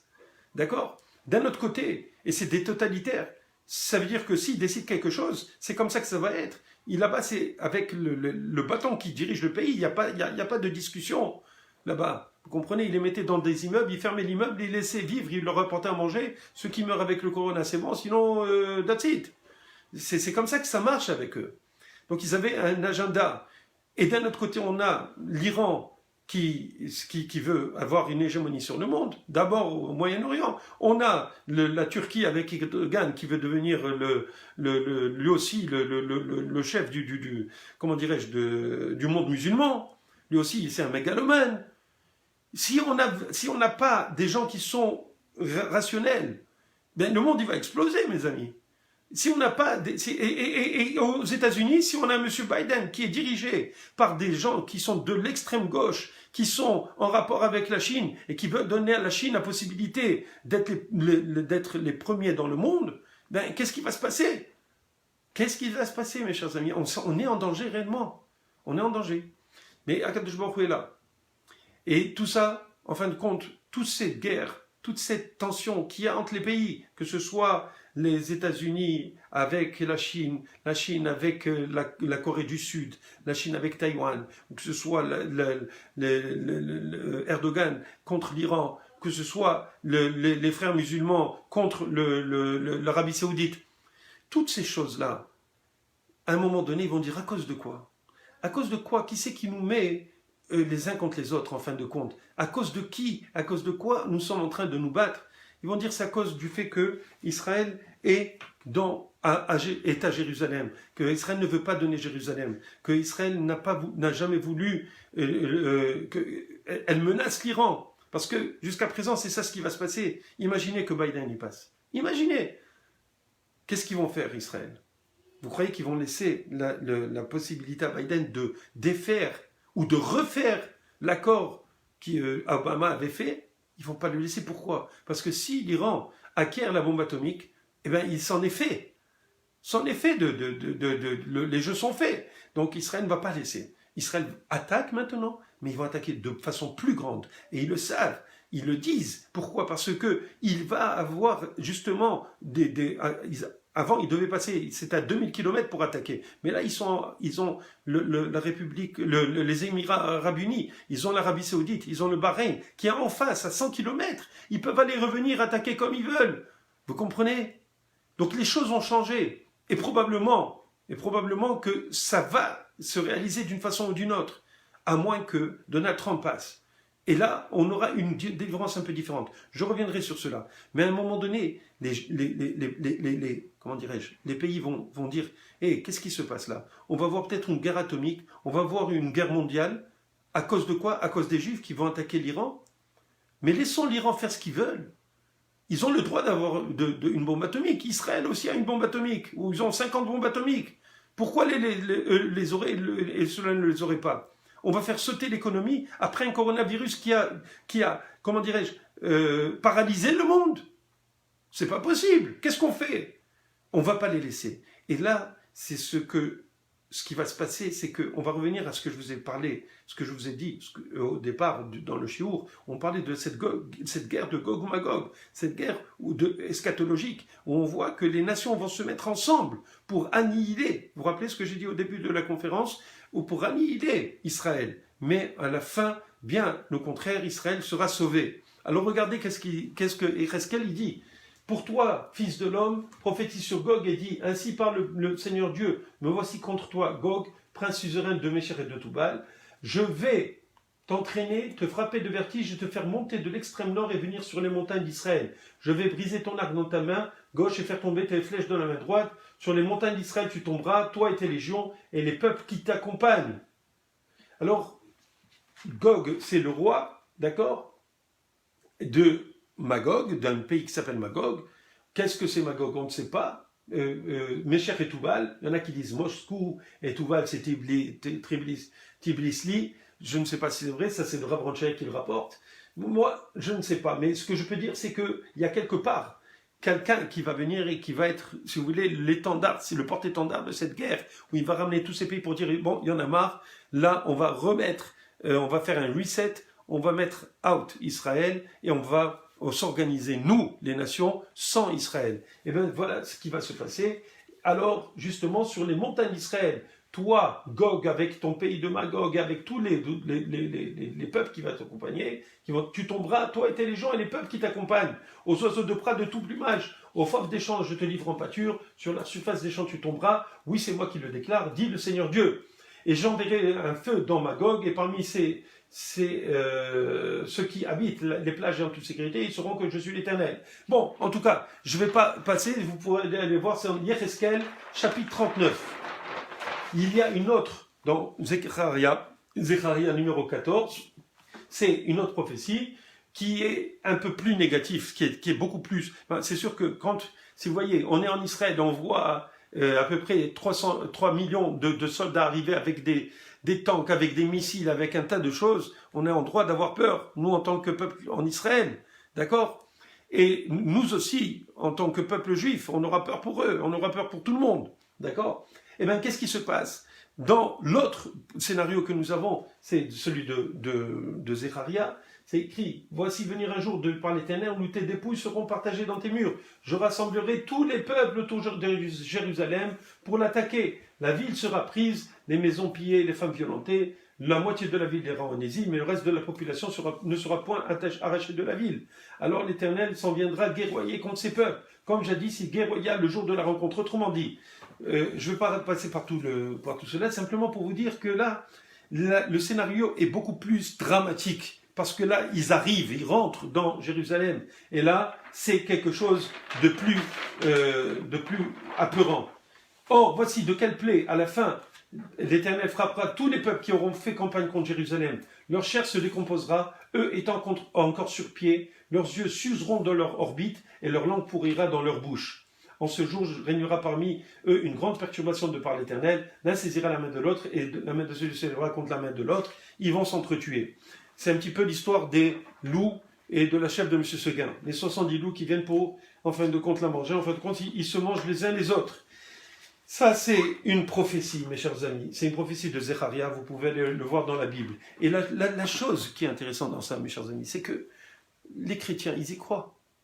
Les chrétiens y croient. Il y a même des chrétiens qui protègent les juifs, qui veulent que les juifs montent, parce qu'ils croient que le Messie va être en fin de compte Jésus. Mais en fin de compte, ils savent que ça passe par le fait que les juifs doivent être protégés. D'ailleurs, des chrétiens qui votent pour Trump et qui supportent la campagne de Trump, parce que ils veulent protéger Israël aussi, vous comprenez ? Alors, qu'est-ce qui va se passer ? On va voir un peu plus tard. Quelles sont les options ? D'accord ? Alors, ce que je vous montre, c'est que tous ces prophètes, c'est quelque chose qui fait partie de la croyance chrétienne et musulmane. Il faut le savoir, parce qu'ils se basent sur cela. Ils ont ajouté leur livre par-dessus cela.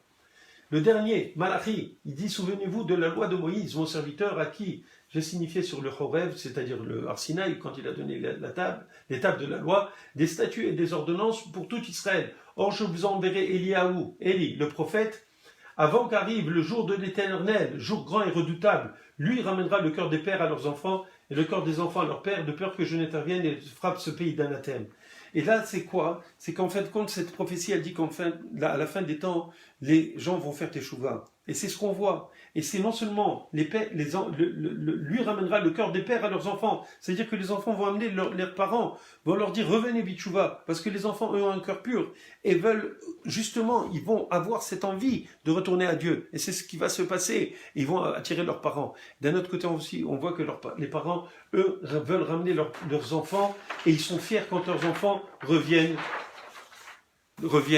à Dieu. J'ai encore beaucoup à dire. Je vais essayer simplement, ici, il y a encore des signes que nous sommes à l'époque du Mashiach. Je vais sauter ça parce que je ne veux pas vous prendre trop, comment dirais-je, je ne veux pas que ce soit trop long pour vous, mais je vais vous donner certaines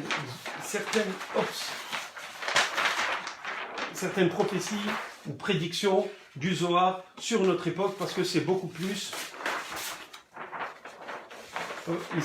Attendez, ici, là, on dit Amar Rabbi Zira, ça c'est dans le Talmud, donc ça fait à peu près 1500 ans que ça a été écrit, hein, et ça rapporte des choses qui ont été dites avant. Amar Rabbi Zira, Amar Rabbi Yeremia, Baravaou, David, Bar Abaou, oui. Dor, chez Ben David Ba, la génération où Ben David, c'est-à-dire le fils de David, le Messie vient, catégorie Abetamide Chachamim. Il y a une dureté, il y a une rigueur contre les Tamide Chachamim. Rav Ovadia Yosef, comment il a combattu pour protéger la Torah et comment on a essayé on l'appelait Yosef au lieu de l'appeler au moins Rav. Vous imaginez les gens qui sont contre les religieux, la presse, les gens qui sont anti-religieux, comment ils dénigrent les Talmidei Chachamim. Jusqu'à présent, il y avait pendant 1 an, on n'arrivait pas à faire de gouvernement en Israël parce que, à cause des religieux, parce qu'on ne voulait pas que les religieux aient leur place dans le gouvernement. Vous imaginez un petit peu, ils voulaient absolument obliger les religieux à faire ce que eux ils veulent.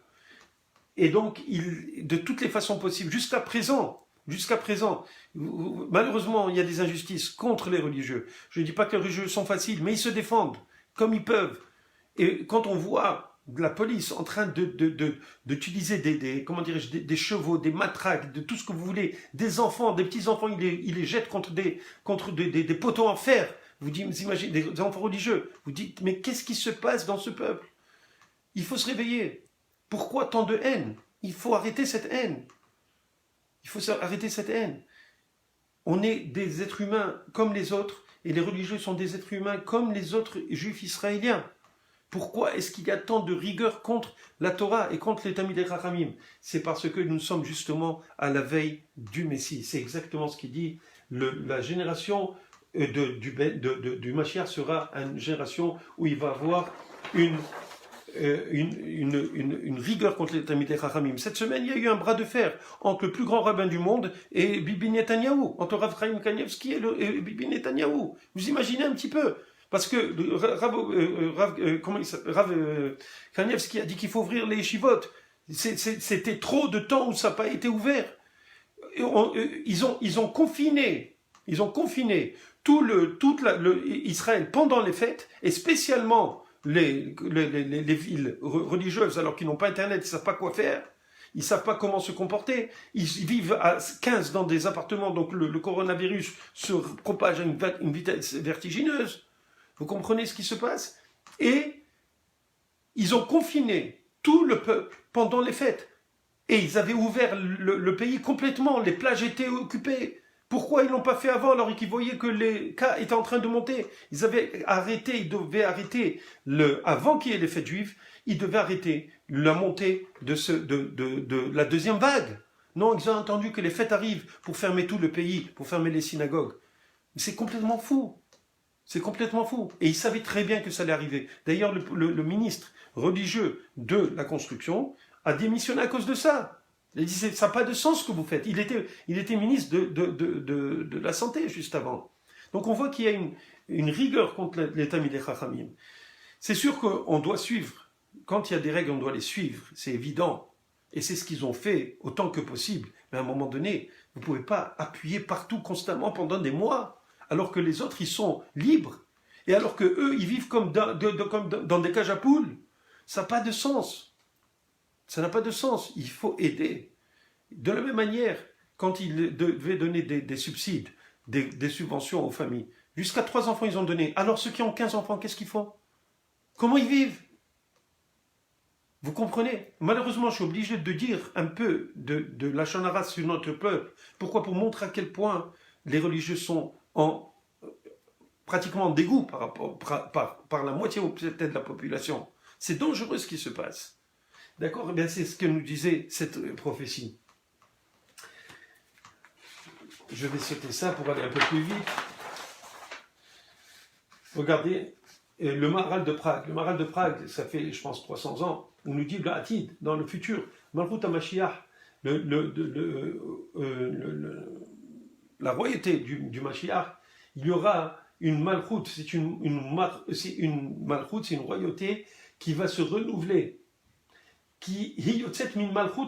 Elle va venir, la royauté du Mashiach va venir d'une autre royauté qui est avant elle. Vezeki Malchut Israël Akedosha, et cette Malchut, c'est-à-dire la royauté d'Israël, qui est la royauté du Mashiach, qui est sainte, Sheshla Madriga et la Kit, qui a un niveau divin, pénimite, intérieur, Hitzomachat, elle va pousser Mitor Malchut Bilti Kedosha. Elle provient de l'État d'Israël. Elle provient d'une royauté qui n'est pas sainte. D'accord? Et donc, on voit que quoi? Que ça fait 300 ans, on voit que quoi? Que, en fin de compte, il savait très bien qu'il va avoir le Mashiach qui va venir après qu'il y ait l'État d'Israël. Donc, il savait très bien qu'il allait avoir un État d'Israël avant que le Mashiach ne vienne. Est-ce que c'est une prédiction, une prophétie? À vous de décider. Ça fait 300 ans. Si on vous avait dit qu'il y aurait Eretz Israël, personne n'aurait cru. Personne n'aurait cru qu'il y aurait eu Eretz Israël. Ni 300 ans, ni 200 ans. D'accord? Le Ramban il dit Berishayon Matre Haumot. Le Ramban, ça fait 750 années, ou 800 presque, il nous dit qu'avec la permission des rois des nations, ou Be'ezrata, mais avec leur aide, Yelchou l'Eretz Israël, ils vont monter en Israël, les Juifs. Vetiye Malchut Ha'i Nimshechet, Ve'eviou et Kol Hachem. Et ils vont ramener leurs frères, d'ailleurs c'est prévu, que dans Yishaya, c'est écrit et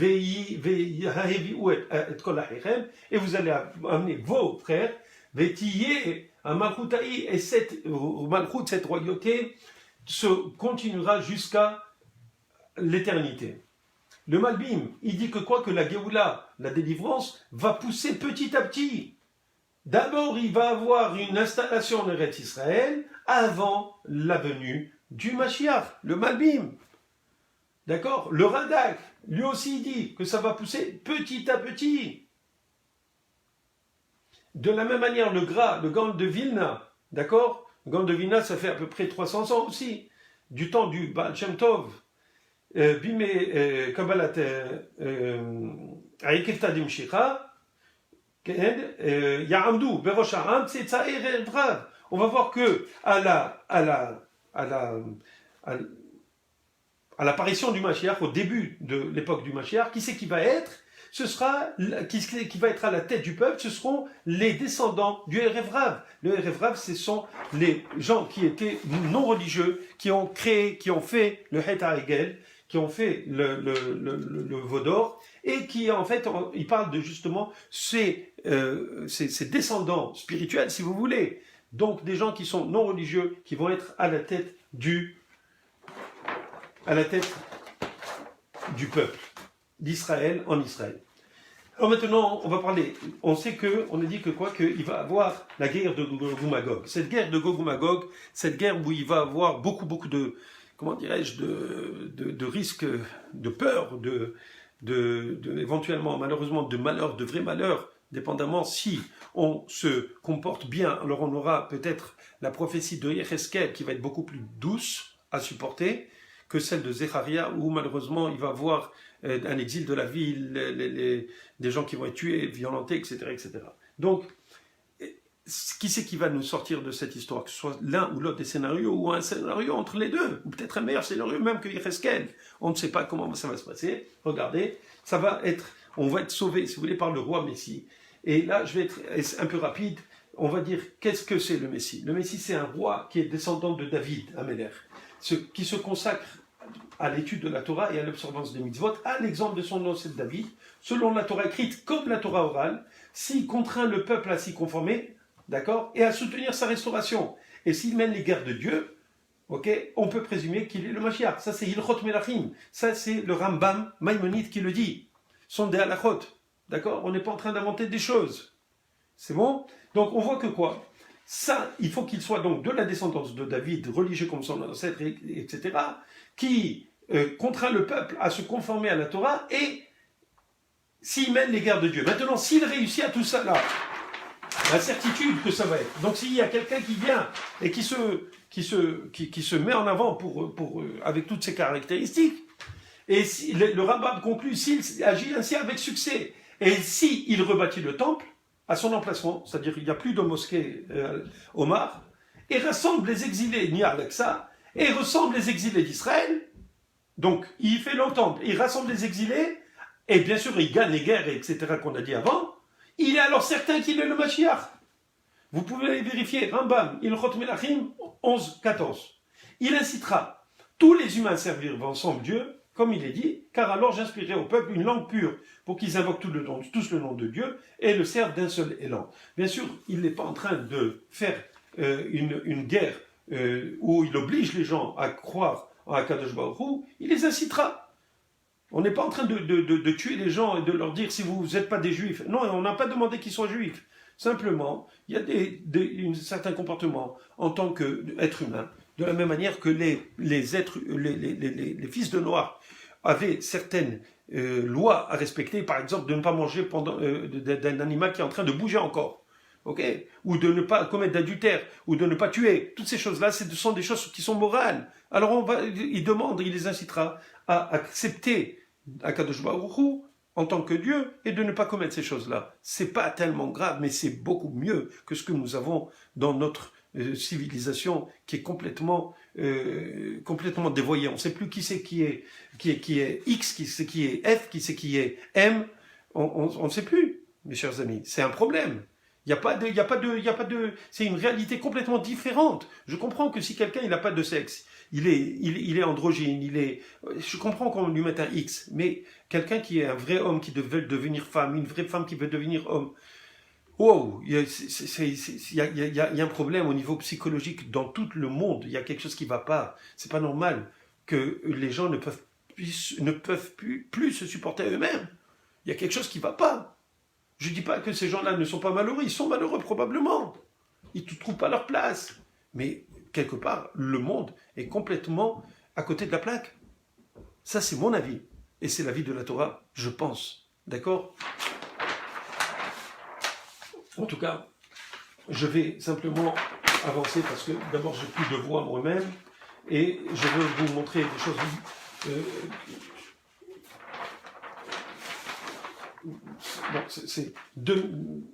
Si le peuple d'Israël effectue donc, je vous l'avais dit tout à l'heure, une teshuva exemplaire retournant d'un cœur sincère à l'étude et l'observance de la Torah, alors apparaîtra directement et glorieusement le Mashiach ben David. Sinon, il faudra une préparation, une maturation effectuée par le Mashiach ben Yosef, qui, selon le Rav Tzadiagon, purifiera par le feu les fauteurs les plus graves et blanchira les autres. Mais le Mashiach ben Yosef disparaîtra tragiquement durant la guerre de Gog-Magog. Donc, en fait, il doit avoir un Mashiach.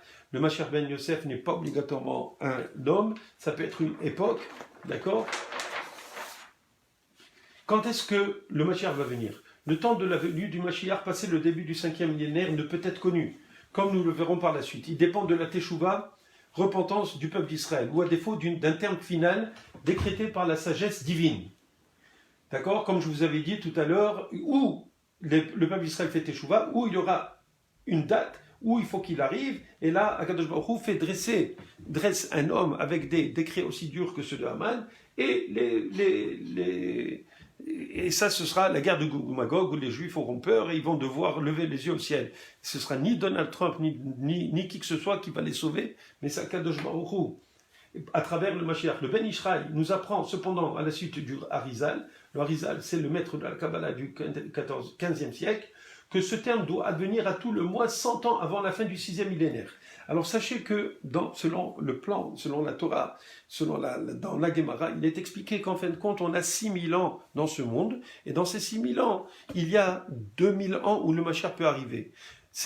Nous sommes à la fin pratiquement du 6e millénaire, on est en 5780, donc il reste 220 années avant que l'univers soit amené au Shabbat de l'univers, c'est-à-dire il doit avoir d'abord le Techiyat HaMetim, la résurrection des morts, qui va venir après la venue du Messie.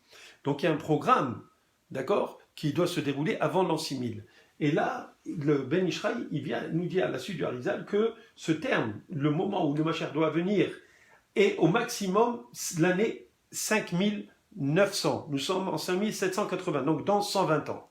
Est-ce que, d'après vous, le monde va tenir 120 ans tel que nous l'avons, ou est-ce que, avec tout ce qui se passe en Iran, ce qui se passe avec la Turquie, ce qui se passe avec les pays arabes, qu'est-ce qui va se passer ? Qu'est-ce qui va advenir du peuple juif et de tout le monde? C'est ça la question. Est-ce que nous sommes prêts, nous sommes proches? Est-ce que ça va être dans notre génération? Est-ce qu'on va avoir le mérite de vivre cette histoire? Alors, on arrive, selon l'Arizal, maximum 5900. C'est bon?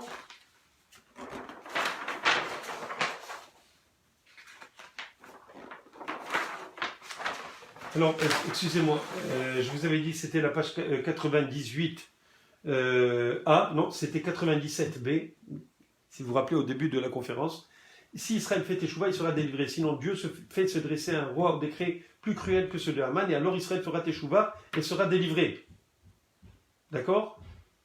Donc, c'était 97b, ce qui est juste le folio juste avant. Alors, maintenant, je finis. J'ai encore deux exemples à vous montrer. Et ça, c'est 98, c'est la Gemara 98b, c'est-à-dire le folio B. Et on parle de quoi? On parle excusez-moi, oui. On parle des étudiants de Rabbi Yossi ben Kisma qui lui demandent de leur donner des signes de la venue du Mashiach. Et lui, il ne veut pas leur donner. En fin de compte, il leur dit, ok, d'accord, je vais vous dire. Quand il va mourir, il leur dit qu'il devrait l'enterrer profondément en terre d'Israël, d'accord? Pourquoi? Parce que à la fin des temps, il n'y aura pas un palmier en Babel. Babel, c'est l'Irak actuel, qui n'a pas un cheval des Iraniens qui est attaché donc à ce palmier. Et il n'y a pas comment dirais-je, c'est pas un sarcophage, je pense à, comment il s'appelle, de Aaron, un cercueil, voilà. Shen Kol Aaron, chez Israël, Shen Sous Madaï, il n'y aura pas un cercueil en terre d'Israël qui ne sera pas sorti et dans lequel les chevaux des Mèdes, ok, mangera du foin. D'accord? Alors ici on parle des Perses et des Mèdes. Les Perses et les Mèdes sont les ancêtres des Iraniens actuels. D'accord? Alors, de quoi on parle ici? Rachi vient, ça fait 1000 ans à peu près, il nous explique qu'est-ce qui va se passer. Shen Susmada Yochel Teven. Chez Motsin Aronot Routz la Karka, on sort les cercueils de la terre, mais aussi Bahem Avusim, mais on fait des mangeoires, Bemilchemet, pendant la guerre de Gog et Magog. Shen Kol Dekel, Kelomar. Alors il a dit que quoi? Qu'il y aurait des chevaux qui vont être attachés au palmier en Irak. Il dit quoi? Kelomar Atidin, à la fin des temps, Parasumadai, les Perses et les Mèdes, autrement dit les Iraniens actuels, Lavo al-Bavel, ils vont venir sur l'Irak, Belil Koda, et ils vont la conquérir. On voit actuellement que ceux qui décident réellement en Irak, c'est les Iraniens. C'est vrai qu'il y a un premier ministre là-bas qui a l'air de faire la politique américaine, mais en Irak, il faut savoir que les chiites sont 60% et les sunnites sont à 40%. Et c'est un bras de fer entre les deux.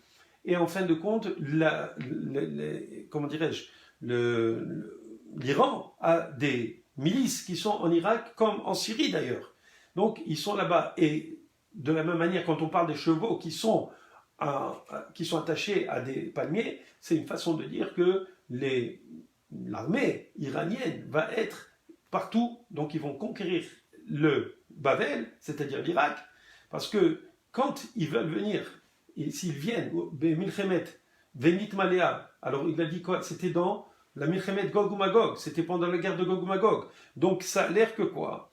Que la guerre de Gog ou Magog va se situer autour de l'Irak, qui vont venir vers Israël à travers la Syrie, et à travers le Liban, et à travers peut-être même la Jordanie. C'est facile pour eux d'écraser complètement là-bas et d'arriver directement sur Israël. Donc c'est ça un petit peu ce qui va se passer. Et on est en train de le voir, les choses, puisque Israël attaque ces convois-là, attaque ces bases en Irak et en Syrie, parce que cette guerre a commencé d'une certaine manière. Mais comment ça va se passer?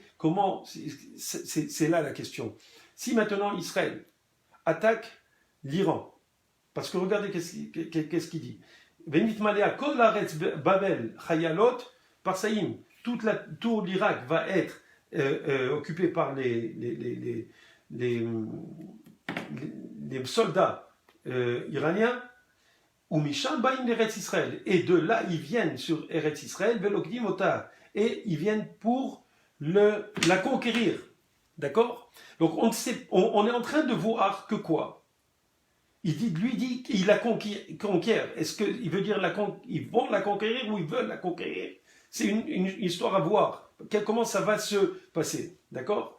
Eh bien, là, actuellement, on voit que la guerre de Gog et Magog, si on parle de la guerre de Gog et Magog, on voit que c'est les Iraniens qui viennent à travers l'Irak, à travers la Syrie, et ils vont venir sur Eretz Israël après qu'ils aient conquis l'Irak. Et après qu'ils aient rempli l'Irak de quoi? De l'armée iranienne. Là, je finis. Il y a encore d'autres choses, mais je vais voir. En tout cas, je vais voir si c'est possible de le faire. Simplement, ici, là, dans cette Gemara, on voit que quoi? Qu'à la fin des temps, Akadosh Baruch Hu, il va convoquer les nations, les grandes nations et les nations pour régler leur compte par rapport au mal qu'ils ont fait avec Israël. Et là, la question se pose, pourquoi est-ce que on met les Iraniens, c'était Paras dans le temps, et Édom, qui sont des Romains, d'accord? Dieu, il s'adresse à eux séparément, il leur dit qu'est-ce que vous avez fait, et en fin de compte, il les envoie balader, et de là, on pose la question, et pourquoi eux, ils sont convoqués spécialement, et les autres peuples qui ont fait du mal aux Juifs, ils sont pris ensemble. Alors il dit en fin de compte parce que les deux vont être là à la fin des temps. C'est-à-dire que ces deux nations, les Perses, qui sont les Iraniens actuels, et Édom, qui sont Rome, qui est en fin de compte l'Occident, d'accord?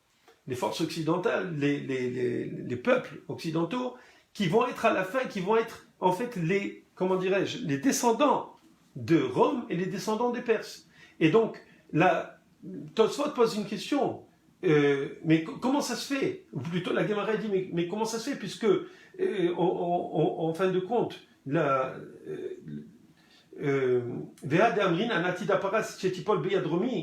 et comme on a dit que quoi? Que la Perse va tomber entre les mains de Romi, entre les mains des Occidentaux, donc on n'aurait pas dû dire que les deux vont être là.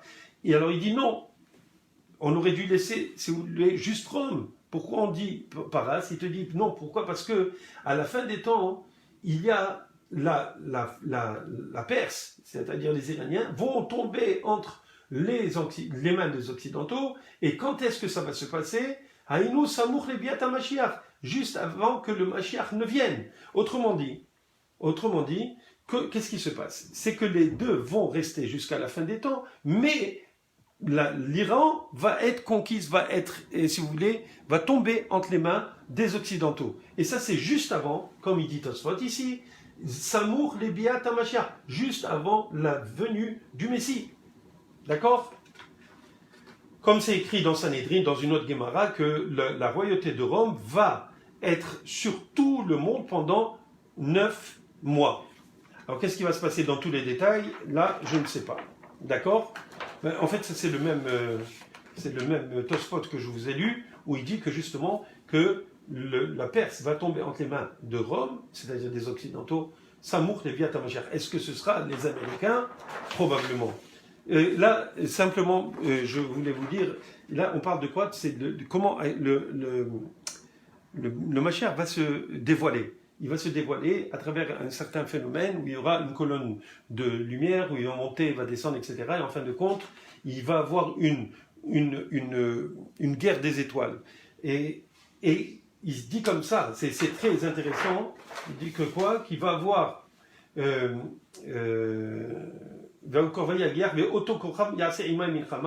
fin de compte, c'est un korav qui vient, c'est-à-dire qui vient de l'Est. Yakum c'est-à-dire qu'il y a comme un missile, un avion, quelque chose qui vient de l'Est, qui brille de plein de feux. Est-ce que ce sont des missiles? Est-ce que ce sont des lasers, j'en sais rien. Veshiva kochavim acherim et savivim lechavahu. Qu'est-ce qui se passe? Il se passe que donc de l'Est, c'est-à-dire du côté de l'Irak, du côté de la Syrie, du côté de la Jordanie, du côté de l'Iran, il vient un missile et du côté ouest, bien entendu, vient 7 Korab, c'est-à-dire 7 étoiles, parce qu'il lui parle en termes d'étoiles, mais ça c'est du Zohar. Ça c'est du Zohar, c'est-à-dire c'est été écrit, ça fait 1500 ans, donc il n'y avait pas d'avion, donc il parle d'étoiles. En fin de compte, si vous voulez, je ne sais pas si vous étiez au courant de la guerre des étoiles, c'est pas le film, mais le projet de guerre des étoiles. Tout ce qu'il y a actuellement en Israël, que ce soit le Iron Dome, que ce soit le Sling of David, que ce soit le système Arrow, tous ces systèmes-là sont des systèmes, pas le système Arrow, mais le système missile-antimissile. Oui, je crois qu'Arrow, c'est antimissile, mais à longue portée. Donc, ils font une guerre contre un missile qui vient de l'Est. Imaginez maintenant. Donc, et attends une seconde, c'est très intéressant de voir que quoi, chaque jour, ils le font. Il y a trois fois par jour, il y a un combat entre les missiles, bon, contre les avions, certainement des missiles, à Chip Imbion pendant 70 ans. Excusez-moi, 70 jours. Et tous les humains du monde voient. Comment est-ce que c'est possible que ça fait 1500 ans, on voit qu'il y a une guerre qui se déroule en Israël, entre l'Iran ou l'Irak, ou je ne sais pas d'où c'est que ça va être envoyé, ces missiles, sur Israël. Comment on peut voir? On le peut voir sur notre iPhone, on le peut voir à la télévision, on le peut voir en direct.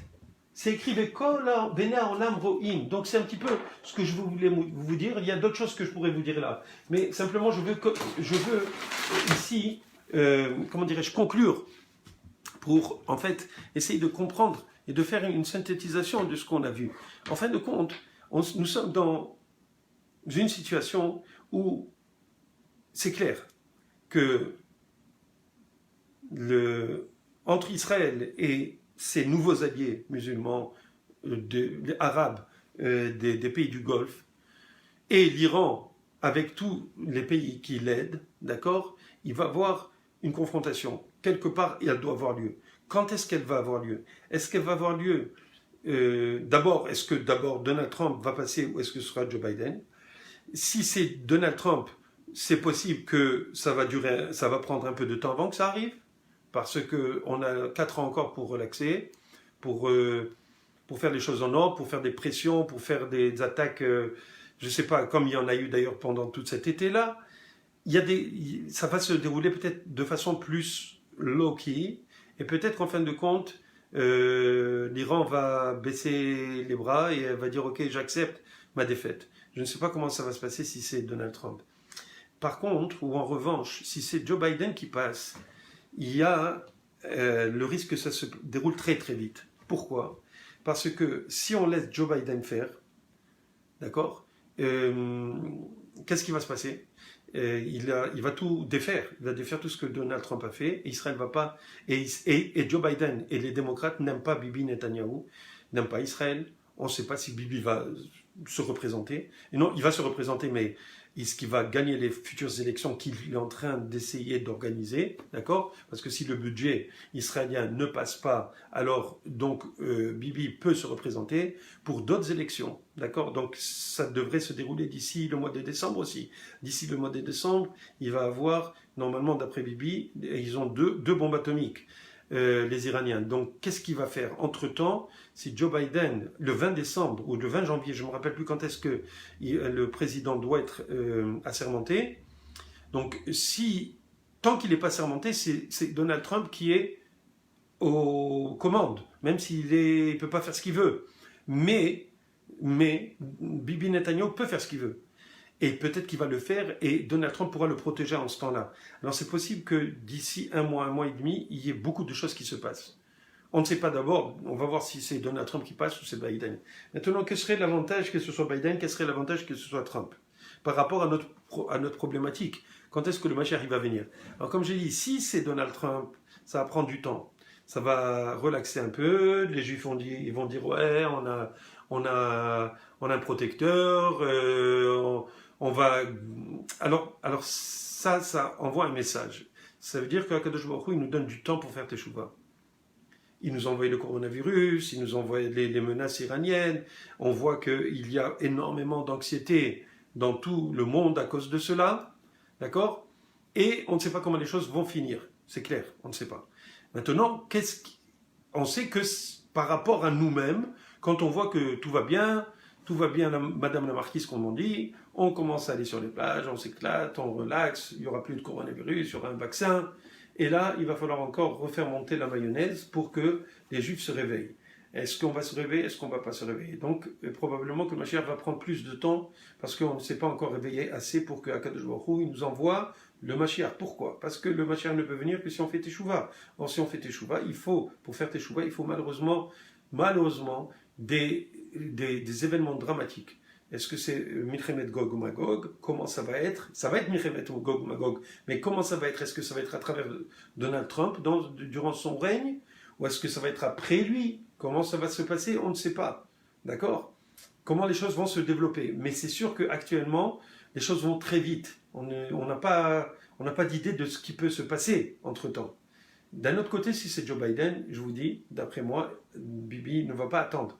Et s'il attaque l'Iran à travers, avec l'aide au moins stratégique des Émirats et du Bahreïn, etc., alors il va avoir si c'est Biden, il va dire je dois agir parce que si c'est Biden, je ne pourrai pas agir pendant 4 ans.